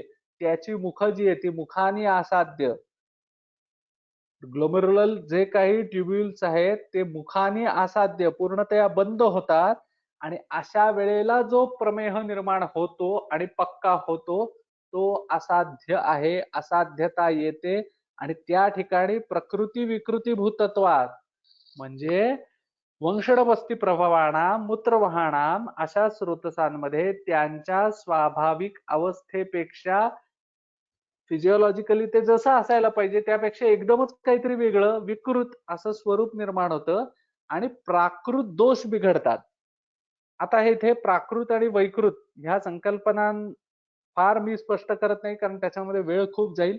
पण जे प्रकृतीस्थ दोष आहेत त्यांना प्राकृत दोष म्हटलेले, जे अन्नातनं निर्माण झालेले आहेत त्यांना वैकृत दोष म्हटलेले. अन्नातनं निर्माण झालेल्या दोषांमुळे शरीरातले चांगलं काम करणारे दोष जेव्हा बिघडतात तेव्हा ती विकृती होते आणि ह्या विकृतीचा परिणाम होऊन त्याचा कळस गाठला गेला की जेव्हा शरीरावयवच बिघडतात, त्यांची फिजिओलॉजीच बिघडते, त्यांची अॅनाटॉमी बिघडते. लिव्हर फंक्शन मध्ये सगळं चांगलं चालू असताना रक्तामध्ये विकृती निर्माण होत होत होत होत पांडू कामलेतनं पुढे कुंभकामाला हलीमकासारखी अवस्था आली की सिरोटिक चेंजेस तुम्हाला लिव्हर मध्ये बघायला मिळतात. आणि हे जे सिरोटिक चेंजेस आहेत ते म्हणजेच प्रकृती विकृती भूतत्वात आहेत. त्याचा प्रमेयाशी संबंध नाहीये, फक्त प्रकृती विकृती भूतत्वात ह्या शब्दाचे अर्थ सांगण्यासाठी त्या उदाहरणाचं मी वर्णन करतोय. श्रंकन किडनी हे जे तुम्हाला CRF मध्ये डायबेटिक नेफ्रोपॅथी मध्ये बघायला मिळतं ती ही खरी संप्राप्ती आहे. आता गंमत अशी आहे की आपल्याकडे येणारे रुग्ण हे वेगळ्याच अवस्थेमध्ये येतात. प्रमेह किंवा डायबिटीस म्हणून येणारे जे रुग्ण आहेत त्यांच्यामध्ये बहुमूत्रता आहे. त्यांच्या ठिकाणी जी संप्राप्ती कॉमन घडते, कॉमन प्रेझेंटेशन कशी आहेत की जी ट्रीटेबल आहेत. इथे त्यांनी पूर्ण प्रमेहाचा एक फार मोठा तुमच्या समोर एक कॅनव्हासिंग केलं, म्हणून हे निदान स्थानातल्या संप्राप्तीला महत्व आहे. चिकित्सा स्थानामध्ये मात्र त्यांनी सांगताना हे कफमच पित्तमच सदुष्ट वायू, हे सगळे वायू किंवा हे तीनही दोष हे सगळे येतात, ते बस्तीमध्ये येतात आणि मूत्राच्या वाटेत ते दोष बाहेर पडतात. कफप्रधान दोष बाहेर पडले कफजमेह आहे, पित्तप्रधान बाहेर पडले पैतिकमेह आहे, वातप्रधान बाहेर पडले वातिकमेह आहे. ह्या स्वरूपानं ते दोष बाहेर पडतात. पण ह्याही पेक्षा काही वेगळी संप्राप्ती काही घटक आहेत की ज्यांच्यावरती फार बारकाईने विचार करणं खूप आवश्यक आहे. दुर्दैवानं आत्ताच्या ॲलोपॅथीच्या एकूण ट्रीटमेंटमध्ये आपल्याला ह्या विचारांवरती फार मोठा भर दिला जात नाही. त्यामुळे ती आपली नैतिक जबाबदारी आहे की येणाऱ्या डायबिटिक केसेसमध्ये आपण ओजाचा, रसाचा, दोषांच्या धातूंच्या विविक्ततेचा तेवढाच विचार करायला पाहिजे. म्हणून इथे ओजाचा विचार आता आपण प्राधान्यानं पाहणार आहोत. ओज हे जर प्राधान्यानं पाहायचं झालं तर आपल्याला असं लक्षात येतं की ओजाचे दोन प्रकार आहेत. एक पर ओज आहे, एक अपर ओज आहे. पर जे आहे ते अष्टबिंदुआत्मक आहे, हृदयस्थ आहे. अपर ओज जे आहे ते अर्धा अंजुली प्रमाण आहे. त्याचं अंजुली प्रमाण सांगताना चरक शारीर 7व्या अध्यायात एक सूत्र असे की तावदेव परिमाणम श्लैष्मिकस्य उजसः. इथे सूत्रांश फार बारकाईने लक्षात घेण्यासारखा आहे, कारण ह्या सगळ्या संदर्भांचा एकमेकांशी संबंध आहे. तावदेव परिमाणम श्लेष्मिकस्य उजसः म्हणजे कफाचं आणि ओजाचा समान संबंध आहे. त्याच्या चक्रपाणींच्या टीकेमध्ये स्पष्ट वर्णन असे की ओजोवाही धमन्यांमधून जो विशुद्ध श्लेष्म्याचं समान गुणयुक्त असा प्रवाहित होतो, तो जे काही आहे द्रव्य स्वरूप ते अर्धा अंजुली या परिमाणात आहे आणि त्याला ओज अशी संज्ञा आहे, अशी टीका आहे. ओजोवाही धमनींमध्ये विशुद्ध श्लेष्म्याचं जे स्वरूप प्रकाशित होतं, जे प्रवाहित होतं ते ओज आहे. आता बघा इथे यांनी ओजाचं हे वर्णन केलं. तसंच वर्णन तिथल्या टीकेत अजून वर्णन असं आहे की हृदयाच्या ठिकाणी हृदय तिष्ठती यत् शुद्धम रक्तम ईशत्स पीतकम प्राणाशयस्य उजसो अष्टौ बिंदवो हृदयाश्रिता. अष्टबिंदवात्मक रोज हे हृदयाश्रित आहे. अर्धा अंजली प्रमाणातलं जे ओज आहे, जे सार्वदेहिक आहे, ते प्रमेहामुळे बिघडतं. प्रमेहाच्या संप्राप्तीमध्ये जे ओज बिघडतं हे त्या सार्वदेहिक अर्धी अंजुली ह्या परिमाणात असलेल्या ओजाच्या मुळे ही घटना घडते. ज्या वेळेला हे ओज बाहेर पडायला लागतं ते वाताच्या अवृत्त गतीमुळे बाहेर पडायला लागतं आणि ते बाहेर पडायला लागल्यानंतर रुग्णाचं एक प्रधान लक्षण असं असतं की त्याला मूत्र प्रवृत्तीला जाऊन यायला लागलं की भरपूर थकवा येतो. त्यावेळेला समजावं की ही ओजोमेहाची नक्की सुरुवात झालेली आहे. ही सुरुवात झाल्यानंतर पुढे पुढे पुढे पुढे पुढे संप्राप्ती गंभीरानुगत जशी होत जाते तसं तसं अष्टबिंदुआत्मक ओजाला सुद्धा धक्का लागतो आणि मग त्यातनं गंभीरानुगत संप्राप्ती होऊन त्यातनं मृत्यू सुद्धा होतो. हे वर्णन पुढे शास्त्रकारांनी करून ठेवलेलं आहे. ह्याच चरकसूत्र 17व्या अध्यायामध्ये पुढे आचार्यांनी वर्णन करून ठेवताना असं एक सांगितलेलं आहे की दोषगतींचं वर्णन केलं. दोषगती सांगितल्या. का सांगितल्या असतील इथे दोषगती आणि त्या मधुमेहाच्या संप्राप्तीनंतर सांगितलेल्या आहेत. कारण कशा कशा पद्धतीनं दोष बिघडत जातात, त्यांना कुठल्या कुठल्या गती मदत करतात ते जर आपण ती सूत्र पाहिली तर लक्षात येईल. ह्याच्यामध्ये पुन्हा एक वर्णन फार सुंदर असं आलेलं आहे की प्राकृतस्तु बलम श्लेष्मा विकृतो मल उच्चते. म्हणजे बघा या 4 शेड आल्या परत. प्राकृतस्तु बलम श्लेष्मा, जेव्हा श्लेष्मा प्राकृत आहे, योग्य ते काम करतोय, तेव्हा तो बलस्वरूप आहे, तेव्हा तो ताकद वाढवणार आहे. विकृतो मल उच्चते, तो विकृत झाला की तोच मल आहे. रसमल कफ जो तयार होतोय तोही उत्तमातला उत्तम होत असेल तर स चैवोजः स्मृतः, तेच ओज आहे. स चैवोजः स्मृतः काये स पापमोपदिश्यते. म्हणजे तेच विपरीत झालं तर तेच पापस्वरूप मलिन स्वरूप प्राणहर सुद्धा अवस्था निर्माण करतं. म्हणून तिथे ओझाचा विचार महत्वाचा आहे. प्रमेहाच्या चिकित्सेमध्ये ओझाचा विचार हा आलेला आहेच आहे, पण तो वेगळ्या अनुषंगानं आला. निदान स्थानातल्या ह्या संप्राप्तीचा ह्या अन्य संदर्भांचा सगळा विचार केला नाही, तर ओझो विचार आणि ओझोमेह हे आपले कायम अपूर्ण राहतात. म्हणून त्या दृष्टीनं हा विषय आणि हा ओझाचा विचार हा प्राधान्याने या ठिकाणी मांडतोय. ओझाचा विचार हा चिकित्सेमध्ये कशासाठी करायचा आहे? कारण ओझ हे शरीराला टिकवून ठेवणार आहे. प्रमेहामध्ये अनेकदा असं घडतं की पेशींचा पोषणक्रमच खंडित होतो. धातू पोषणक्रम खंडित होतो. त्यामुळे चांगले धातू तयार होत नाहीत. चांगले धातू तयार झाले नाहीत, सारभूत धातू नसतील तर ओझ निर्मिती नाही. ओझ निर्मिती नसेल तर शरीराची अनुवृत्ती ही नक्की धोक्यात येते. म्हणून मेहेषु संतर्पणमेव कार्यम हे म्हणत असताना मगाशी जे आपण बघितलं की प्रकृती भूतत्वात, प्रकृती विकृती भूतत्वात, प्रागतिभूयत्वात, शरीर शैथिल्यात ह्या मुद्द्यांना टार्गेट करून आपल्याला त्यांना चिकित्सा द्यायची आणि पहिली गोष्ट काय करायची चिकित्सा विचारानं, तर आता त्याचा क्रम एक थोडक्यामध्ये सांगतो. ग्रंथामध्ये क्रम आलेलाच आहे, त्याच्यात अजून काही वेगळं किंवा खूप मोठं सांगायचा भाग आहे अशातला भाग नाहीये. पण पहिल्यांदा जर आपल्याला काही सुधारायचं असेल तर प्रमेहामध्ये बहुद्रव श्लेष्मा दोष विशेष हा निर्माण होतोय. तो मधुर अवस्थापाक सुधारल्याशिवाय आपण पुढे जाऊ शकणार नाही आहोत. त्यामुळे की पॉइंट जर असेल टार्गेटेड काही, तर पहिल्यांदा आपल्याला मधुर अवस्थापाक सुधारायला लागेल. त्यानंतर निर्माण होणारा जो क्लेद आहे, कफ आहे, तो उत्तमातला उत्तम तयार होईल ह्याच्याकडे आपल्याला पुढे इमिजिएटली लक्ष द्यायला लागणार आहे. हे जसं होईल तसं धात्वाग्नी वर्धनाकडे लक्ष द्यायला लागणार आहे. अनेकदा ह्या चिकित्सेच्यामुळे त्या पेशंटच्या ब्लड शुगर लेवलवर खूप मोठा बदल होतो असं व्यवहारात दिसत नाही. परंतु त्याच्या संप्राप्ती भंगाच्या दृष्टीनं ह्या चिकित्सेचा विचार हा म्हणूनच प्राधान्याचा ठरतो. याचा अजून एक दुसरं उदाहरण सांगतो. मेहेशु धात्री निशा म्हणून एक प्रधान कल्प सांगितलाय किंवा अग्र संयोग म्हणून एक आलेला आहे.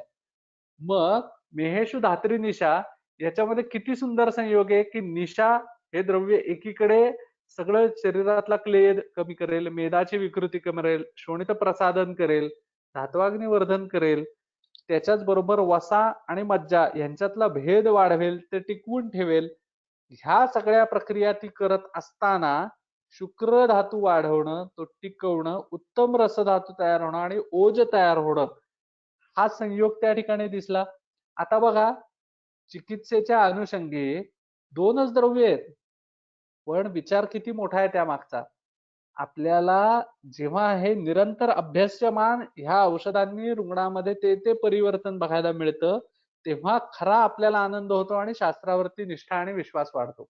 याचं कारण असं आहे, हे सगळं विचारांचं उहन आपण इतकं सगळं 50-55 मिनिटं बघितलं, मोठे मोठे जड शब्द वापरले. व्यवहारामध्ये त्याचं प्रॅक्टिकल ऍप्लिकेशन किती सोपं आहे. 2 औषध आहेत फक्त, मेहेशु धात्री निशा. परंतु हा एक विचार झाला. दोषांच्या अंशांश कल्पनेनुसार तुम्हाला ह्याच्यामध्ये अनेक प्रकारची द्रव्य वापरता येणार आहे. उदाहरणार्थ केरळीयन ट्रेडिशन मध्ये असलेलं बहुद्रव श्लेष्मा दोष विशेषासाठी अग्नीची विकृती प्रधान असेल तर तुम्ही आसनादी कषायासारखं द्रव्य वापरू शकणार आहात. पैतिक मेहासारखी अवस्था असताना, ग्रीष्म ऋतू असताना अशा अवस्थेत निशाकतकारी कषायासारखं द्रव्य वापरू शकणार आहात. तेच प्रकर्षेण मेहती, बहुमूत्रता आदी लक्षणं अधिक असताना, क्लेदाला मेदाला द्रवता अधिक असताना, कृमींच्या सारखी संप्राप्ती असताना तुम्ही कथक खदिरादी कषायासारखं द्रव्य वापरू शकणार आहात. ह्या सगळ्या प्रकारांमध्ये पुन्हा एक गोष्ट लक्षात आणून देतो की ओझाचा विचार हा प्राधान्यानं तितकाच महत्वाचा आहे. कारण हे सगळं करत असताना जसं आपण मगाशी म्हणालो की एकांतिक वृक्ष औषध हे कधीही प्रमेहाला उपयोगी ठरत नाही. म्हणून चरकाचार्यांनी सांगितलं की दोषांचं अवसेचन करण्यासाठी तुम्ही शोधन करा, पण ते जरी केलं तरी स्निग्धस्य योगा कल्पोपदिष्टा, कल्पसंग्रहात कल्पस्थानात सांगितलेले स्निग्ध कल्प वापरा. त्या रुग्णामध्ये बलहानी होणार नाही ह्याची काळजी घ्या.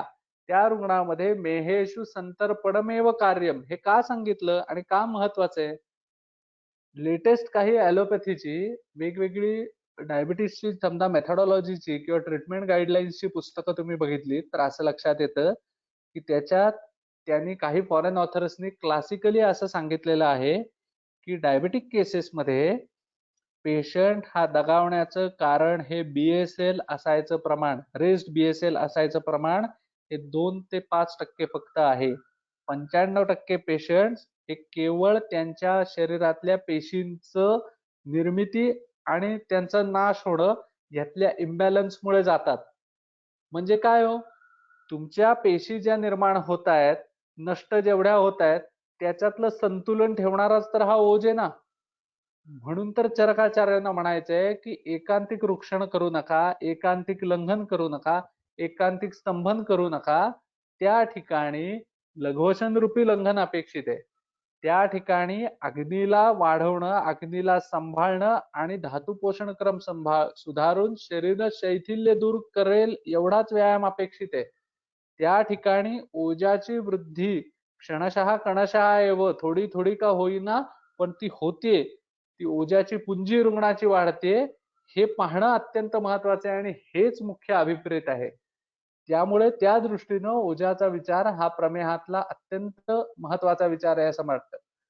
पुढे चिकित्सा सांगताना त्यांनी जे सांगितलं की स्थूल प्रमेही बलवान ही एको कृशस्तथैका परिदुर्बलश्च, ह्यांच्यामध्ये संबृहण सांगितलेलं आहे. पण संबृहण नेमकं कसं द्यायचंय याचाही विचार चरक संहितेमध्ये पुढे आलेला आहे.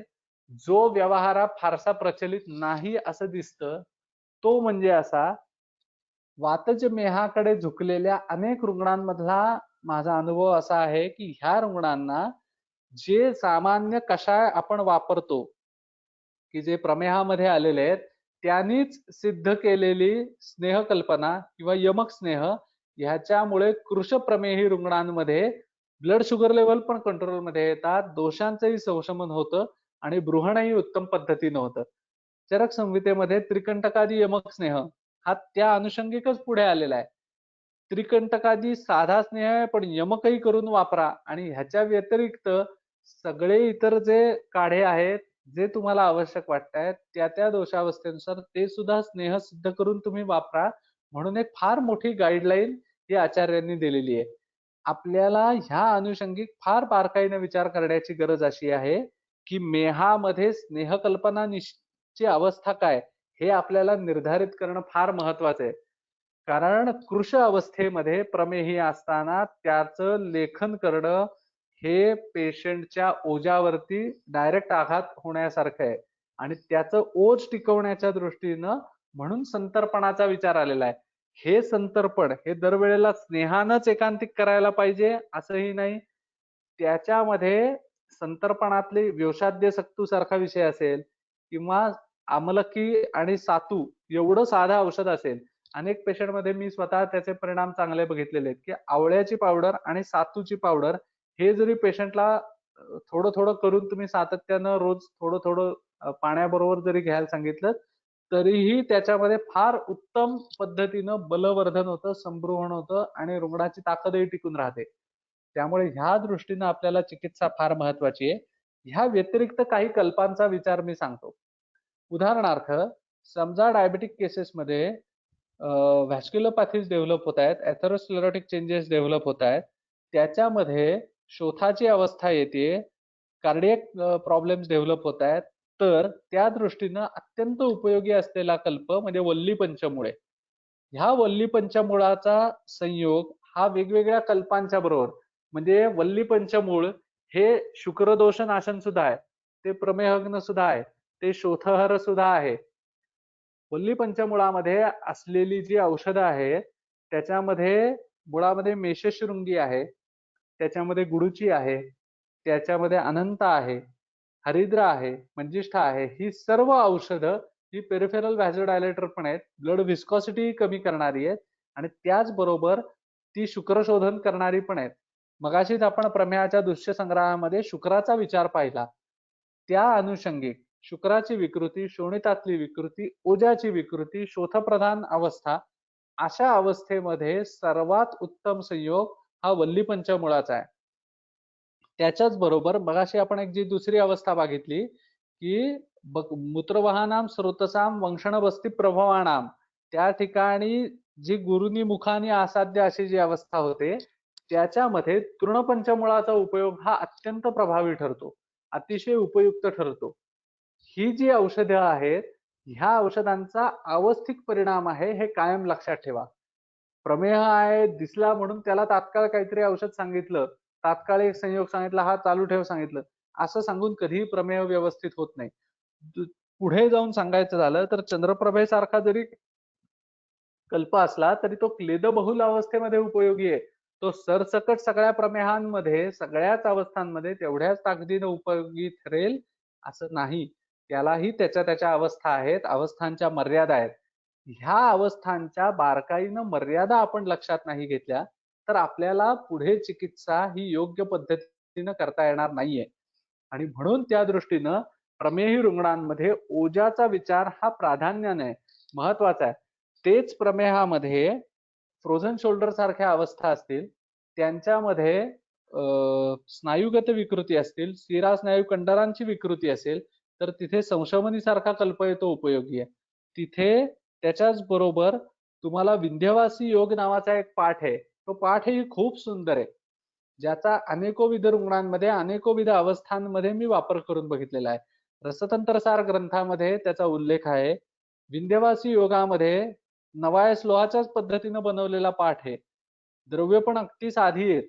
त्रिफळा त्रिकटू आहे, म्हणजे ही 6 द्रव्य झाली आणि बला अतिबला शतावरी ही 3 द्रव्य आहेत की जी मांसाला बलली आहेत विशेषत्वानी आणि ह्या सगळ्याचा समभाग लोहभस्म आहे. हा जो संयोग आहे हा मानस प्रदोषजन्य वेगवेगळे येणारे शोथ, शिरा स्नायू कंडरांची विकृती, अवबाहुक विशेषतः ह्या अशा वेगवेगळ्या सगळ्या अवस्थांमध्ये उपयोगी आहे. हा उत्तम ओजोवर्धक आहे. प्रमेहामध्ये लोह जे आहे ते लोहाचा रोल हा खूप मोठा आहे, कारण लोह हे देहदार्ढ्यकर पण आहे, क्लेदनाशन पण आहे, शैथिल्यनाशन पण आहे. त्यामुळे प्रमेहातल्या सर्व अवस्थांमध्ये म्हणजे रसायन म्हणून विंध्यवासी योगासारखं औषध तुम्ही एका वेळेला सातत्याने चालू ठेवलं तरीही त्याचा तेवढाच मोठा उपयोग होतो. प्रमेहाच्या ह्या अशाच अवस्थांमध्ये च्यवनप्राश सारखं रसायन आहे, त्याचा तितकाच जास्त उपयोग होतो. ह्याच बरोबर रसायन म्हणून वसंत कुसुमाकर सारखं सर्वश्रुत रसायन आहेच आहे. मुद्दाम या ठिकाणी जी प्रचलित पद्धती आहेत आणि पाठ आहेत ते सगळ्यांना सगळे माहिती आहेत. त्या व्यतिरिक्त काय काय आहे की जे आम्ही वापरतो त्या अनुषंगिक फक्त आता मुद्दे मी जास्तीत जास्त डिस्कस करतोय. ह्याच्याच बरोबर मेदाच्या सर्व अवस्था लक्षात घेता त्या मेदांमध्ये जी काही विकृती निर्माण होते त्या अनुषंगिक मेदोपाचकाचा उपयोग हा अत्यंत उपयोगी ठरतो वेगवेगळ्या अनुषंगानं. कारण त्यांनी धात्वाग्निवर्धन एकीकडे होतं, चंदनासारखं औषध त्याच्यामध्ये असल्यामुळे त्याच्यामुळे मूत्र व स्रोतसापर्यंत त्या औषधाला गामित्व मिळतं.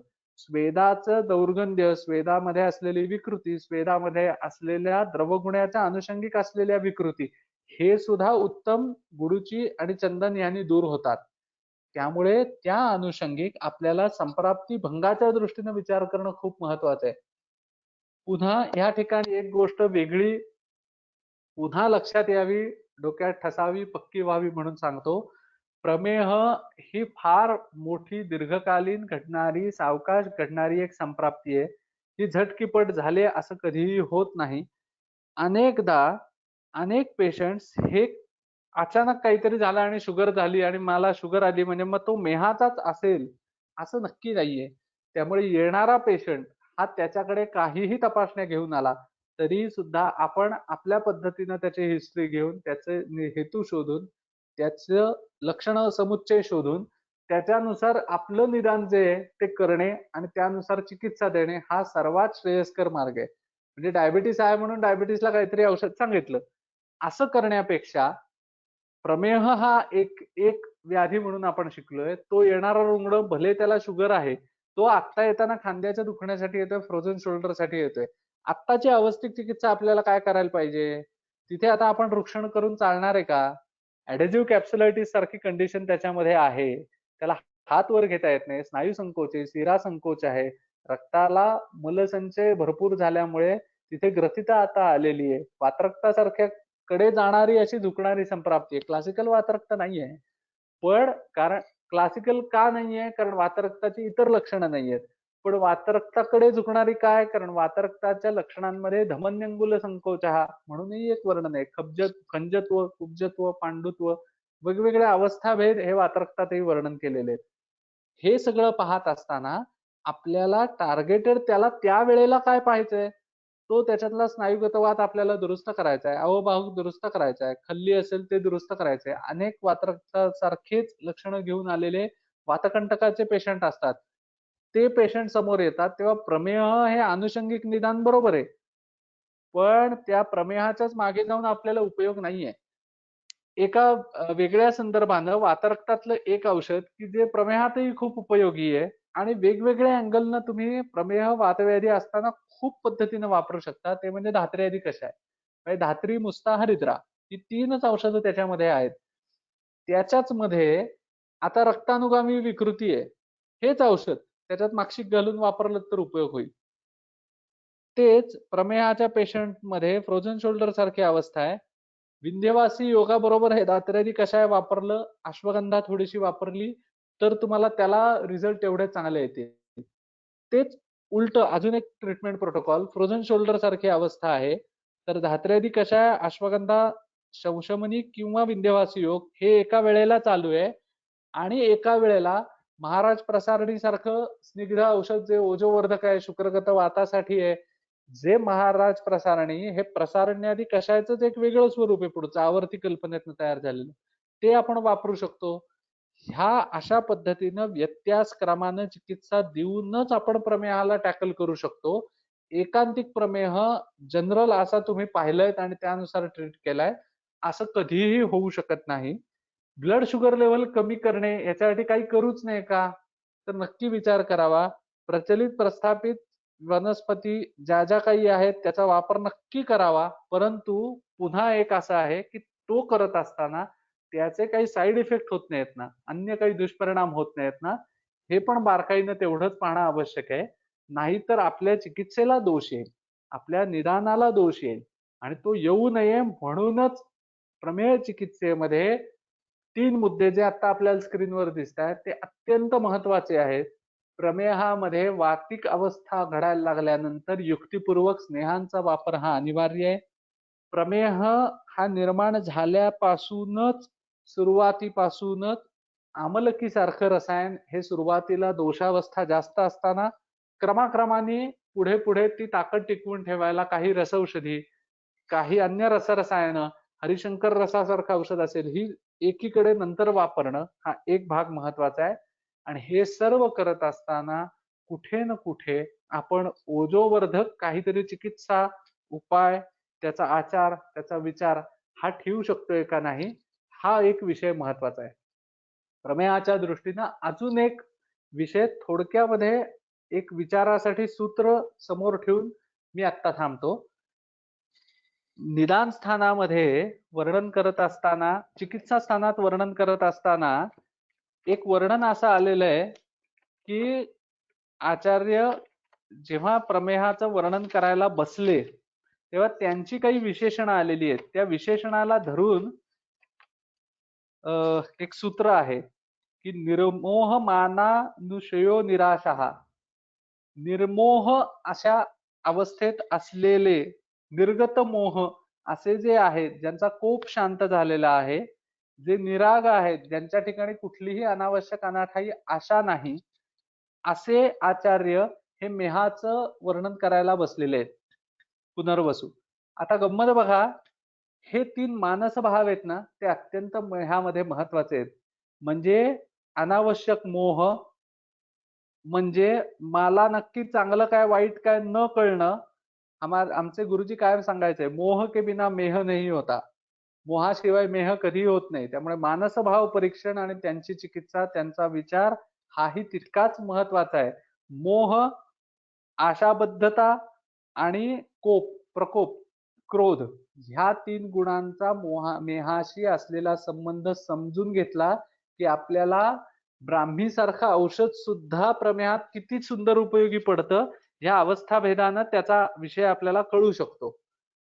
याविषयी अजून आता मॅक्झिमम शक्य आहे तेवढा विषय कव्हर करण्याचा प्रयत्न केलेला आहे, परंतु विषयाची व्याप्ती ही प्रचंड असल्यामुळे आणि त्या विषयातल्या बारीक बारीक छटा पुष्कळ असल्यामुळे त्या सगळ्या पाहण्याचा अजूनही माझा अनुभव तेवढा नाही. त्यामुळे त्याच्यामुळे काही न्यूनातिरिक्त झाला असेल तर क्षमस्व. या संदर्भातच आपल्या काही शंका असतील तरी आता आपण त्या पाहूया. खूप खूप धन्यवाद सर. खूप सुंदर लेक्चर झालं. मी काही प्रश्न वाटतो. हॅलो सर, आवाज येतोय? हो बोला बोला. हो हो. क्षीरघृत रसायनानाम इथे ओजोमेह किंवा एकंदरीत ओज करेक्शन साठी योग्य राहील का, असा एक प्रश्न आला आहे. म्हणजे क्षीरघृत ओजवर्धनासाठी क्षीरघृत रसायनानाम हा इथं ओजोमेह किंवा एकंदरीत ओज करेक्शन साठी योग्य राहील का? हो नक्की राहील ना. फक्त याच्या परत कसं आहे, आता उदाहरणार्थ गंमत की क्षीरघृत वापरायचे. आता इथे दोन भाग करूया. मला प्रश्नातनं थोडं थोडं कन्फ्युजन आहे, पण तरी परत सांगतो. क्षीर कल्पना आणि घृत कल्पना आणि क्षीरघृत कल्पना असे तीन भाग भेषज कल्पनेनुसार आहेत. म्हणजे काय, आता उदाहरण म्हणून सांगतो. रसोनक सिद्ध क्षीर आहे. रसोनक सिद्ध क्षीर हे प्रमेहामध्ये तुम्ही डायबेटिक न्यूरोपॅथी मध्ये वापरू शकता. रसोनक सिद्ध क्षीर हे प्रमेहामध्ये अर्धितासारखी, पक्षवधासारखी एक उन्नत अतिरिक्त वातव्याधीचा संकर असताना तुम्ही वापरू शकता. तर इथेही सिद्ध क्षीर ही कल्पना उपयोगी आहे की जी ओजही टिकवेल आणि जी व्याधी पण हनन करेल. त्याच्याच बरोबर घृत कल्पना, त्याचा तर डायरेक्ट संदर्भ ग्रंथामध्ये आलेला आहे की त्रिकंटकादी स्नेह आहे. पुन्हा त्यांनी तिथे हेही वर्णन केले की तुम्ही जे जे काढे आणि जे काही वापरणार आहात त्यांनी तुम्ही ते एकत्र तिथे सिद्ध करून, स्नेह सिद्ध करून वापरू शकता. आता क्षीरघृत कल्पना असा जर विषय असेल तर मांसगतवात, शिरागतवात, स्नायुगतवात ह्यामध्ये निराम अवस्था असताना, अग्नीची अवस्था चांगली असताना आपण क्षीरघृत रसायन ही ओजोमेहात वापरू शकतो. उदाहरणार्थ क्षीरबला. क्षीरबला आवर्ती हे यातलं सुंदर उदाहरण आहे.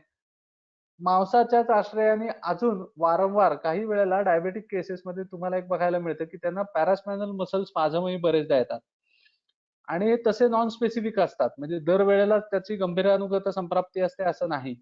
अशा वेळेला तुम्हाला महाराज प्रसारणी सारखं औषध किंवा अजून एक चांगलं औषध म्हणजे धान्वंतर आवर्ती सारखं औषध हे वापरता येतं. ह्याच्यात अजून एक वेगळी अवस्था सांगतो की प्रमेय पीडकासारखी अवस्था आहे की ज्या प्रमेय पीडकांच्या अवस्थेमध्ये धान्वंतर घृतासारखं औषध हे ओजोमेहा आहे, प्रमेय पीडक आहे, धान्वंतर घृत डायरेक्ट इंडिकेशन आहे त्याचं, तिथे तुम्ही वापरू शकता. तसंच अजून एक औषध म्हणजे पंचतिक्त घृत गुग्गुळ हे वटी स्वरूपातलं किंवा गुग्गुलतिक्त घृत या घृत स्वरूपातलं ते तुम्ही या अवस्थेमध्ये वापरू शकता. अजून काय, धात्वाग्नी करता व्यायाम औषधापेक्षा वरच ठरतो का? धात्वाग्नी करता व्यायामाचा नक्की रोल आहेच आहे. कारण अचंक्रमण किंवा त्यक्त व्यायाम किंवा एकासन ह्या सगळ्या हेतूंच्या मध्ये व्यायाम हेतू प्रत्येनी चिकित्सा म्हणूनही खूप आवश्यक आहे. पण केवळ व्यायामाने हे नियंत्रणात येईल असं नक्की नाही. कारण ही संप्राप्ती तेवढी गंभीरानुगतच झालेली आहे, तेवढी चिरकारी झालेली आहे. त्यामुळे धात्वाग्नी वर्धनाच्या दृष्टीनं आता परत एक गंमत बघा की जे काढे आपण धातू पाचक म्हणून वापरतो ना, त्यांनी पाचन होतं. धात्वाग्नी काही अंशी वाढतो, पण तो टिकवूनही राहायला पाहिजे आणि तो टिकवूनही ठेवता आला पाहिजे. म्हणून त्या दृष्टीनं आपल्याला नुसतं व्यायामावरती अवलंबून राहून चालणार नाही. ह्याचा अजून एक तुम्हाला गंमत सांगतो सूत्रातली की चरक सूत्रस्थान 17व्या अध्यायामध्ये मधुमेह वर्णन केला. आता मधुमेह वर्णन करून झाला होता, विषय संपला होता. त्याच्यानंतर पुढे त्यांनी वर्णन केलं की सगळे धातूंचे क्षय सांगितले, सगळ्याचेच क्षय सांगितले. त्या क्षयाच्या खालती व्यायाम अनशनम चिंता वृक्षाल्प प्रमिताशनम. बघा आत्ताचे डायबेटिक केसेस जे येतात ना आपल्याकडे, त्यांच्यामध्ये अतिरेकी अतिउत्साही काही प्राणी असतात ना, त्यांच्यामध्ये हे सगळे हेतू दिसतात. व्यायामो अतिव्यायाम उगाचच करतात, अनशन लघुवशन रूपी अनावश्यक लंघन किंवा लो कॅलरी डाएट म्हणून खायचंच नाही, किंवा आता दीक्षितचे आता पुढचे काही काही लोक आलेले आहेत, 8-16 मोड आहे किंवा इंटरमिटंट फास्टिंगचे प्रकार आहेत की अनशनम चिंता वृक्षाल्प प्रमिताशनम. वातातपौ भयं शोकं वृक्षपानं प्रजागरः कफ शोणित शुक्राणाम मलानां चातिवर्तनम कालो भूतोपघातस्य ज्ञातव्या क्षय हेतवः. सगळ्या हेतूंचं कॉमन कारण ही दिलेली आहेत. बघा तुम्ही बारकाईनं. आता ही जी कॉमन कारण त्यांनी सांगितली ही सगळ्या जे काही क्षय सांगितले त्या क्षयांच्या शेवटी सांगितली आणि लगेचच पुढे मधुमेहाचं वर्णन सुरू केलं. आता लगेचच त्यांना मधुमेहाचं वर्णन करायची काय गरज आहे? तेव्हा हे हेतू जे आहेत हे हेतू अनाठाई पण घडणार नाहीत, ह्याच्याकडेही तेवढंच लक्ष द्यावं लागतं प्रमेहामध्ये. नाहीतर त्यातनं काहीतरी दुसरा दोष येण्याचा संभव येतो. पुढचा काय प्रश्न आहे? मधुर अवस्थापाक करेक्शन नक्की नक्की कसे कसं जाणावे क्लिनिकली? मधुर अवस्थापाकामध्ये दोन गोष्टी अपेक्षित आहेत. अगदी साध्या सोप्या पॅरामीटर्स वरती आपण विचार करू. मधुर अवस्थापाकामध्ये काय घडतंय? अच्छ कफाचं उदिरण त्यांनी सांगितलेलं आहे. उदिरण सांगत असताना तो कफ नव्हता का हो तिथे? तर तो कफ आहेच आहे. क्लेदक कफही तिथेच आहे. क्लेदर रूपी अन्न पचनातला एक घटकही तिथे आहे. आणि हे जे क्लेदन करणारे घटक आहे हे जेव्हा एक प्रकारे घुसळले जातात तेव्हा ताक घुसळताना जसा फेस येतो तसं ह्या कफाचं उदिरण होतं, अशी एक आपण कल्पना मांडू शकतो. आता ही घडली आभ्यंतर प्रक्रिया. आपल्याला काय जाणवतंय? दोन गोष्टी आहेत. जेव्हा बहुद्रव गुणयुक्त असं मधुर अवस्थापाक विकृत आहे तेव्हा जाणवताना त्या रुग्णांमध्ये एकतर भोजनोत्तर उल्हास, भोजनोत्तर गौरव, भोजनोत्तर तंद्रा, भोजनोत्तर आलस्य, भोजनोत्तर काहीही करू नये कंटाळा किंवा कफवृद्धीची आणि विकृतीची लक्षणं ही आपल्याला बघायला मिळतात. शेवटी हे लक्षणानुमेयच आहे, त्यामुळे त्याच्यावरूनच आपण त्याचं निदान हे करू शकतो. Yes sir. पुढचं काय? डायबेटिक न्यूरोपॅथीच्या सिम्पटम दिसत असतील तर आपण प्रमेह ग्राह्य पकडून तुम्ही सांगितलेला विंध्यवासिनी योग वापरता येईल का? त्यावर नक्की विचार वापरता येईल. दोन गोष्टी आहेत. आता डायबेटिक न्यूरोपॅथी मध्ये फक्त प्रमेहामध्ये फक्त तेवढा वापरून खूप मोठं यश येणार नाही. कारण त्याच्या मागे एक असं आहे की न्यूरोपॅथी घडण्यामध्ये दोन कारण आहेत. एक तर सगळ्यात पहिलं असं आहे की ब्लडची व्हिस्कॉसिटी वाढते. व्हिस्कॉसिटी वाढते त्यामुळे टिश्यू परफ्युजन कमी होतं आणि त्याचा परिणाम स्वरूप नर्व्स पर्यंत न्यूट्रिएंट्स न मिळाल्यामुळे आता पुन्हा बघा ही कालप्रकर्षात घडणारी संप्राप्ती एकदम तर घडणार नाहीये. ह्याच्या परिणाम स्वरूप नर्व कंडक्शन कमी होतं. आता हे आणि तेच on the contrary side hyper sensitivity develop होते आणि न्यूरोपॅथीमध्ये पेरिफेरल न्यूरोपॅथीमध्ये स्पेसिफिकली तुम्हाला हस्तपादतल दाह हे लक्षण प्राधान्याने बघायला मिळतं. आता समजा तुम्ही ह्या सगळ्या संकल्पनेचा विचार केला तर ह्याच्यामध्ये खरं तर अवस्था ही धातुपाकाकडे जाणारी आहे. त्यामुळे विंध्यवासी योगाचा तिथे रसायन म्हणून अगदी थोडा उपयोग होईल, पण वल्ली पंचमूळाचा तिथे खरोखर चांगला उपयोग होऊ शकतो. कारण वल्ली पंचमूळ हे पेरिफेरल व्हॅझोडायलेटर आहे. पेरिफेरल व्हॅझोडायलेटर असल्यामुळे ब्लड सर्क्युलेशन त्यांनी तेवढंच वाढतं. दुसरी गोष्ट रक्तामध्ये क्लेद, रस, कफ आणि ओज हे सगळे वेगवेगळे ठेवून त्यांना त्यांचं काम करायला पोषक वातावरण देणारा तो कल्प आहे. म्हणूनच तो शोथनाश नाहीये. Internal osmosis, cellular osmosis, tissue perfusion ह्या सगळ्या गोष्टी त्यांनी सुधारतात. म्हणून एकीकडे वल्ल पंचमूळ हा एक योग आणि एकीकडे क्षीरबला, क्षीरगुडूची किंवा धान्वंतरम किंवा अजून एक वेगळं औषध न्यूरोपॅथी सारख्या अवस्थेमध्ये म्हणजे शतवर्यादी घृत की जे योनी प्रदोषामध्ये पण आलेले आहे आणि रक्तपित्त वातरक्तादी अधिकारांमध्ये आलेले आहे, हे पण आपण तिथे वापरू शकतो. त्यामुळे विंध्यवासी योगाचा नक्की वापर करता येईल, पण त्याला मर्यादा आहेत. सरसकट त्याचा उपयोग होणार नाही. मला थोडंसं माझ्या अनुभवानुसार असं वाटतंय की कदाचित तिथे वल्ली पंचमूळाचा उपयोग आणि व्यत्यासक्रमानं ही स्नेहकल्पना ह्याचा उपयोग जास्त होईल. मला खालचं नाही कळलं काय. मोह वास्तविक मोह क्रोध त्याबद्दल वावा केलेला आहे. पुढे एक प्रश्न आहे की स्थूल रुग्ण डायबिटिक्स मेलाइटस 15 ईयर से हो और एलोपैथी ट्रीटमेंट लेने से और बिल्कुल फैट फ्री डाइट की वजह से रुक्ष हो, परोक्ष प्लस स्थूल प्लस माइल्ड वातिक शोध सर, इसमें भी व्यत्यास कर्म से स्नेह और वल्ली पंचमूल प्लस संशमनी वटी ऐसा करना होगा। बिल्कुल दे सकते हैं। इसमें दो चीजें हैं। सबसे पहली बात ऐसी है कि एकांतिक वृक्षता जो है, इसमें आप किसी भी औषधि से ये दुरुस्त तो कर सकते हो, लेकिन उसका मूल हेतु अगर वृक्षान्नपान है, प्रमिताशन है, अति व्यायाम है, अनशन है, चिंता है, तो उन हेतुओं की तरफ भी आपको उतना ही ध्यान देना पड़ेगा। नहीं तो फिर व्याधि की वो अवस्था पूरी दुरुस्त नहीं होगी।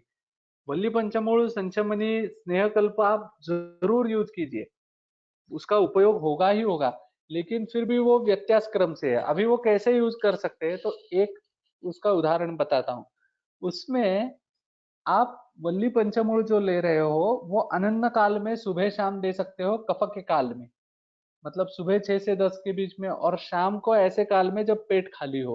तो उसका परिणाम वल्ली पंचमूल और संचमनी का उस समय पे, कफ की बहुद्रव श्लेष्मा हमें कंट्रोल में करना है ना, उसके लिए उसका उपयोग बहुत ज्यादा हो जाएगा।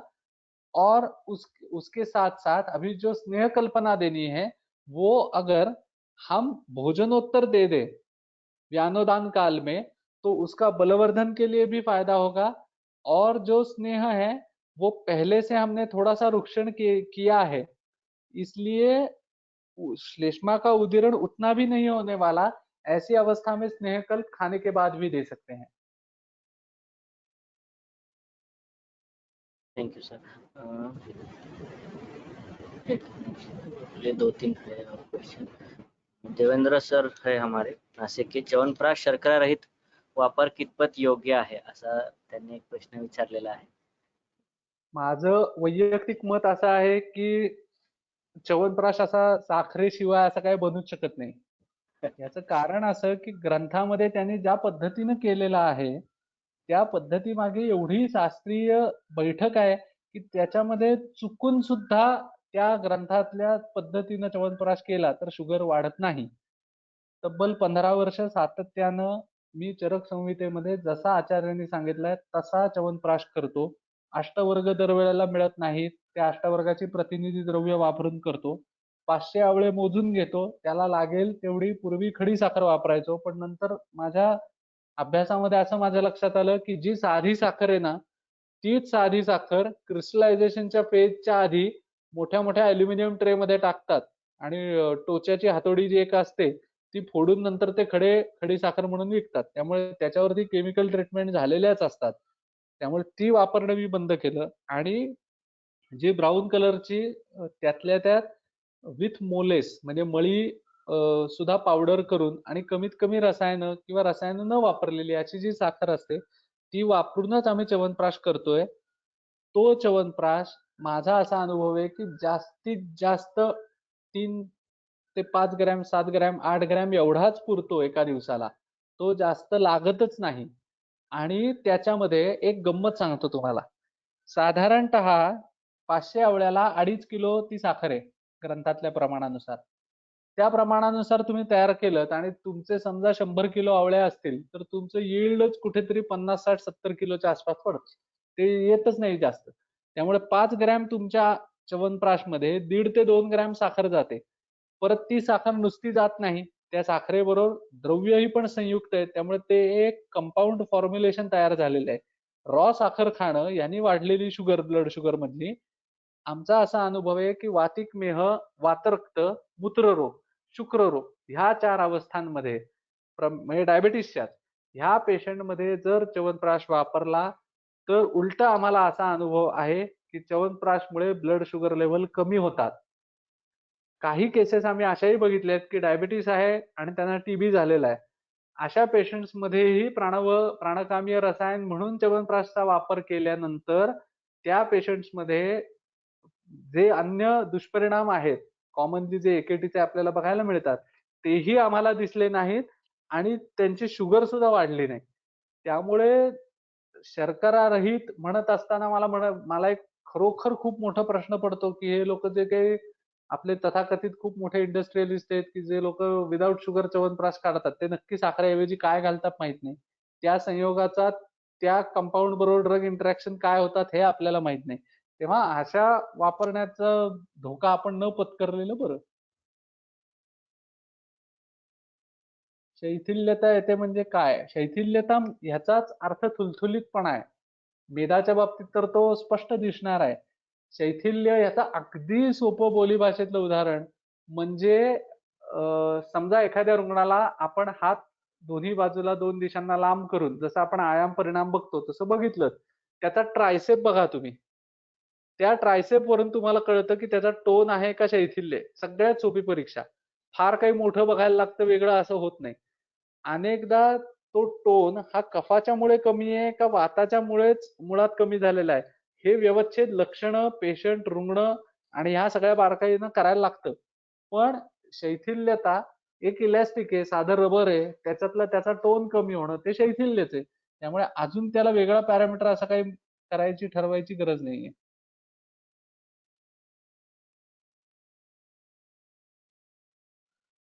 भद्रमुस्ता म्हणजे नेमके द्रव्य कोणते? मार्केटमध्ये काय नावाने? ओके. भद्रमुस्ता हे खरं तर वेगळं द्रव्य आहे नक्की, परंतु मला एकदाच फक्त भद्रमुस्ता बघायचा योग आला होता. तो म्हणजे एमपीच्या इथे एका ट्रायबल काही लोकांशी संपर्क आला होता. त्यांनी ते दाखवलेलं होतं द्रव्य. त्याच्या गाठी ज्या आहेत ना त्या आपल्या नेहमीच्या ह्याच्यापेक्षा मोठ्या होत्या बऱ्यापैकी आणि त्याचा सुगंधही थोडा वेगळा आणि छान होता. परंतु व्यवहारात जो आपल्याला मुस्ता मिळतो तोही वापरायला काही हरकत नाहीये. याची अजून एक तुम्हाला ह्या संदर्भामध्ये माहिती सांगतो. अनेकदा आता कसा फरक पडतो बघा, की उदाहरणार्थ गुडूची आहे. त्या गुडूचीचा म्हणजे आयुर्वेद शास्त्रातली सूक्ष्मता आणि व्यापकता केवढी सुंदर आणि केवढी मोठी आहे त्याचं एक उदाहरण सांगतो. गुडूची समजा आपण घेतली आणि भारतभरातली गुडूचीची सॅम्पल गोळा केली. सगळ्याच गुडूची आपण असं आत्ता गृहीत धरू की कडुनिंबावरच्या गोळा केल्या. तरीही सुद्धा त्या प्रत्येक गुडूचीमध्ये एकाच दिवशी गोळा केलेल्या कडुनिंबावरच्या भारतभरातल्या वेगवेगळ्या ठिकाणच्या गुडूचींमध्ये गुणधर्मांमध्ये फायटोकेमिकल कॉन्सन्ट्रेशन हे वेगवेगळं मिळू शकतं. पण तेच पुण्यातल्या माणसाला पुण्यातल्या गुडूचीनं इथल्या माणसाची जी शारीरिक लायकी आहे जवस धातुमालांची त्याच्यासाठी ती गुडूची उत्तम आहे. कारण आपण या भौगोलिक परिस्थितीत वाढलेलो आहोत. ह्या अक्षांश रेखांशावरती आहोत. इथला सूर्य आपण पाहतोय, इथलं पाणी आपण पितोय.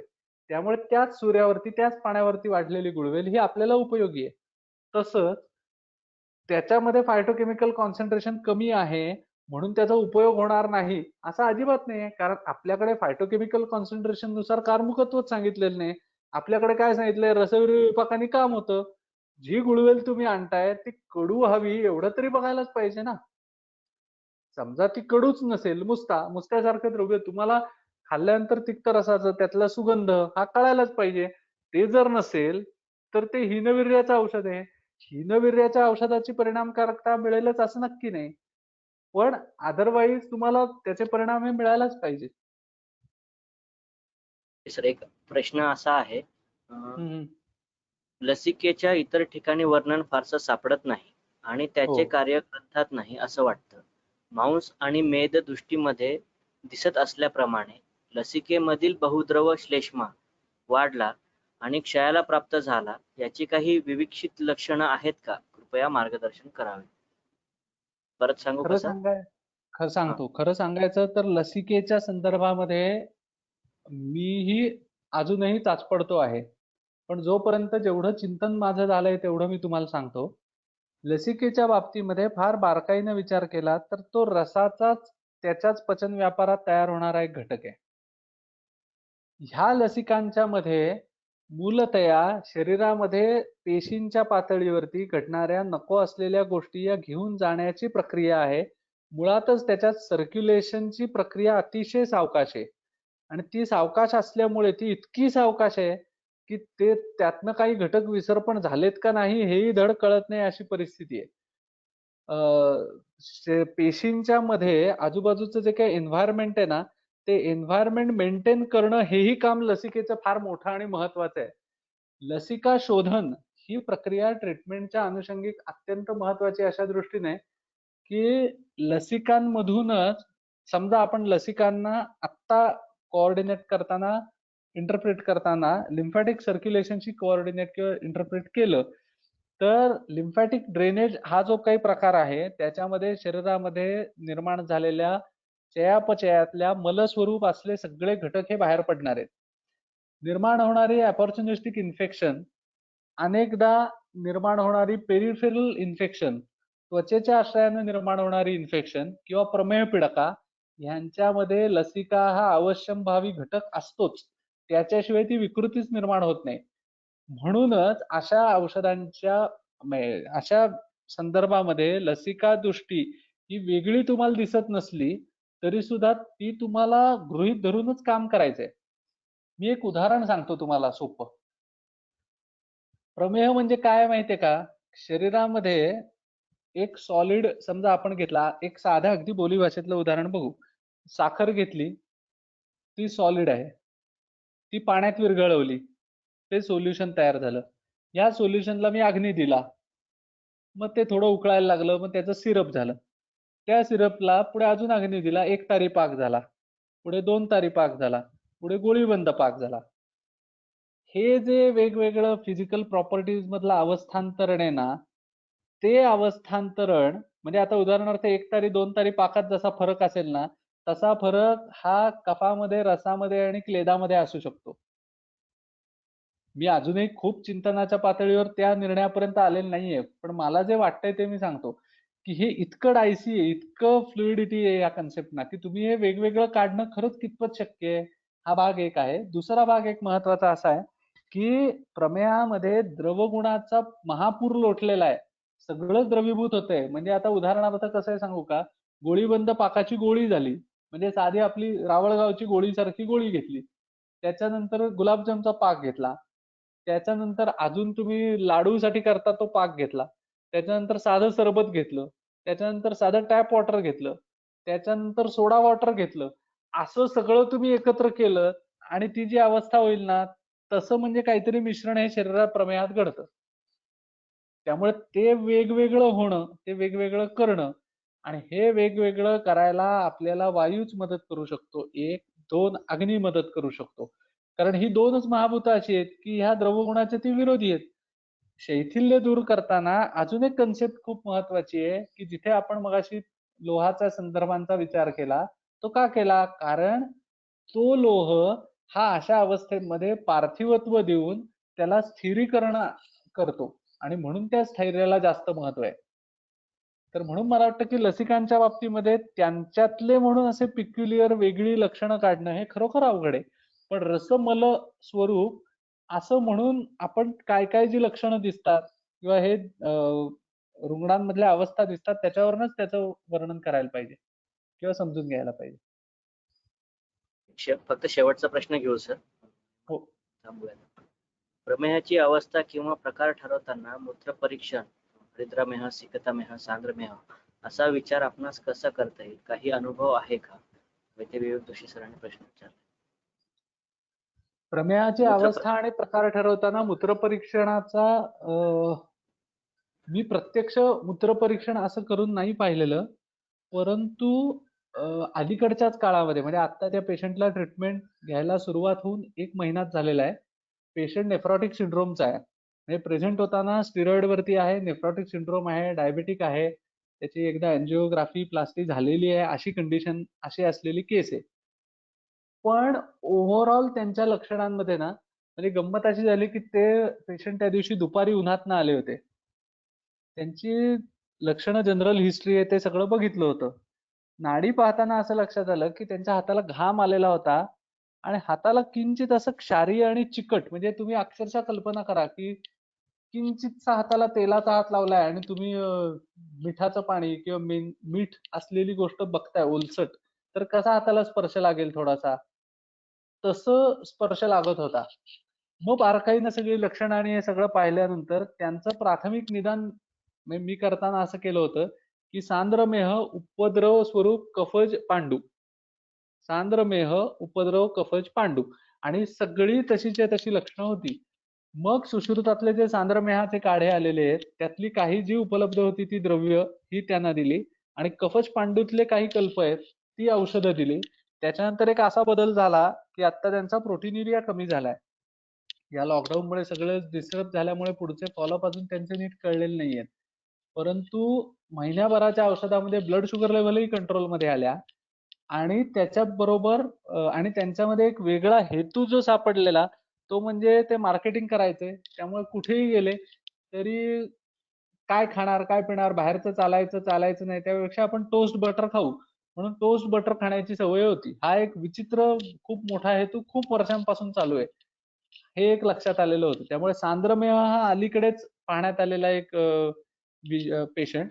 सिकता मेहाचे काही पेशंट हे लहान मुलांमध्ये सिकता जातायत आणि मग सगळं इन्व्हेस्टिगेशन केल्यानंतर त्यांना ज्युवेनाइल डायबिटीस आहे.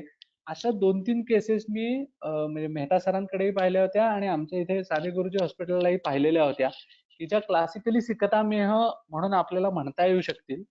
हरिद्रामेह पाहण्याचं अजून तरी योग आलेला नाहीये. पण ह्या अशा अवस्थांमधले पेशंटही बघायला मिळतात. किंबहुना त्याच्याविषयीचं माझं इंटरप्रिटेशन असं आहे, की हे जे 20 प्रकार आहेत, ते युरिन रूटीन एक्झामिनेशन मध्ये युरिनच्या काय काय पद्धतीनं मॅनिफेस्टेशन होऊ शकतात वेगवेगळ्या व्याधींची, ह्याचं हे सगळं एकत्रित पिक्चर चिकित्सा स्थानात परत वेगळं मांडलं. म्हणजे मेह ही एक प्रक्रिया म्हणून निदान स्थानात आहे. मेह हे प्रेझेंटेशन म्हणून चिकित्सा स्थानात आहे. त्यामुळे त्या पद्धतीने वेगवेगळे आता प्रोटीन्युरियाचेही काही पेशंट हे तुम्हाला प्रमेह म्हणून दिसू शकतात. चाइल्ड युरिया आहे की ते पेशंट तुम्हाला प्रमेह म्हणून दिसू शकतात. तर त्या दृष्टीनं ॲलोपॅथीचं काही डायग्नोसिस असलं तरी आपल्या पद्धतीनं आपण त्याचा विचार करू शकतो. खूप खूप खूप धन्यवाद सर. खूप सुंदर लेक्चर झालं. वेळात वेळ काढून आले आणि तब्येत बरी नसताना देखील हे व्याख्यान दिलं, तर त्याबद्दल तुमचे खूप आभार. आज अनेक ज्येष्ठ श्रेष्ठ वैद्य होते उपस्थित, तर त्यांना सुद्धा अभिवादन. आणि वैद्य चंदन सर, वैद्य केतन सर, तुषार निकम सर आणि नाशिक वैद्य समूह या सर्वांतर्फे मी आभार मानतो आणि आजचं व्याख्यान संपलं असं घोषित करतो. परत एकदा धन्यवाद सर. थँक्यू. Yes sir.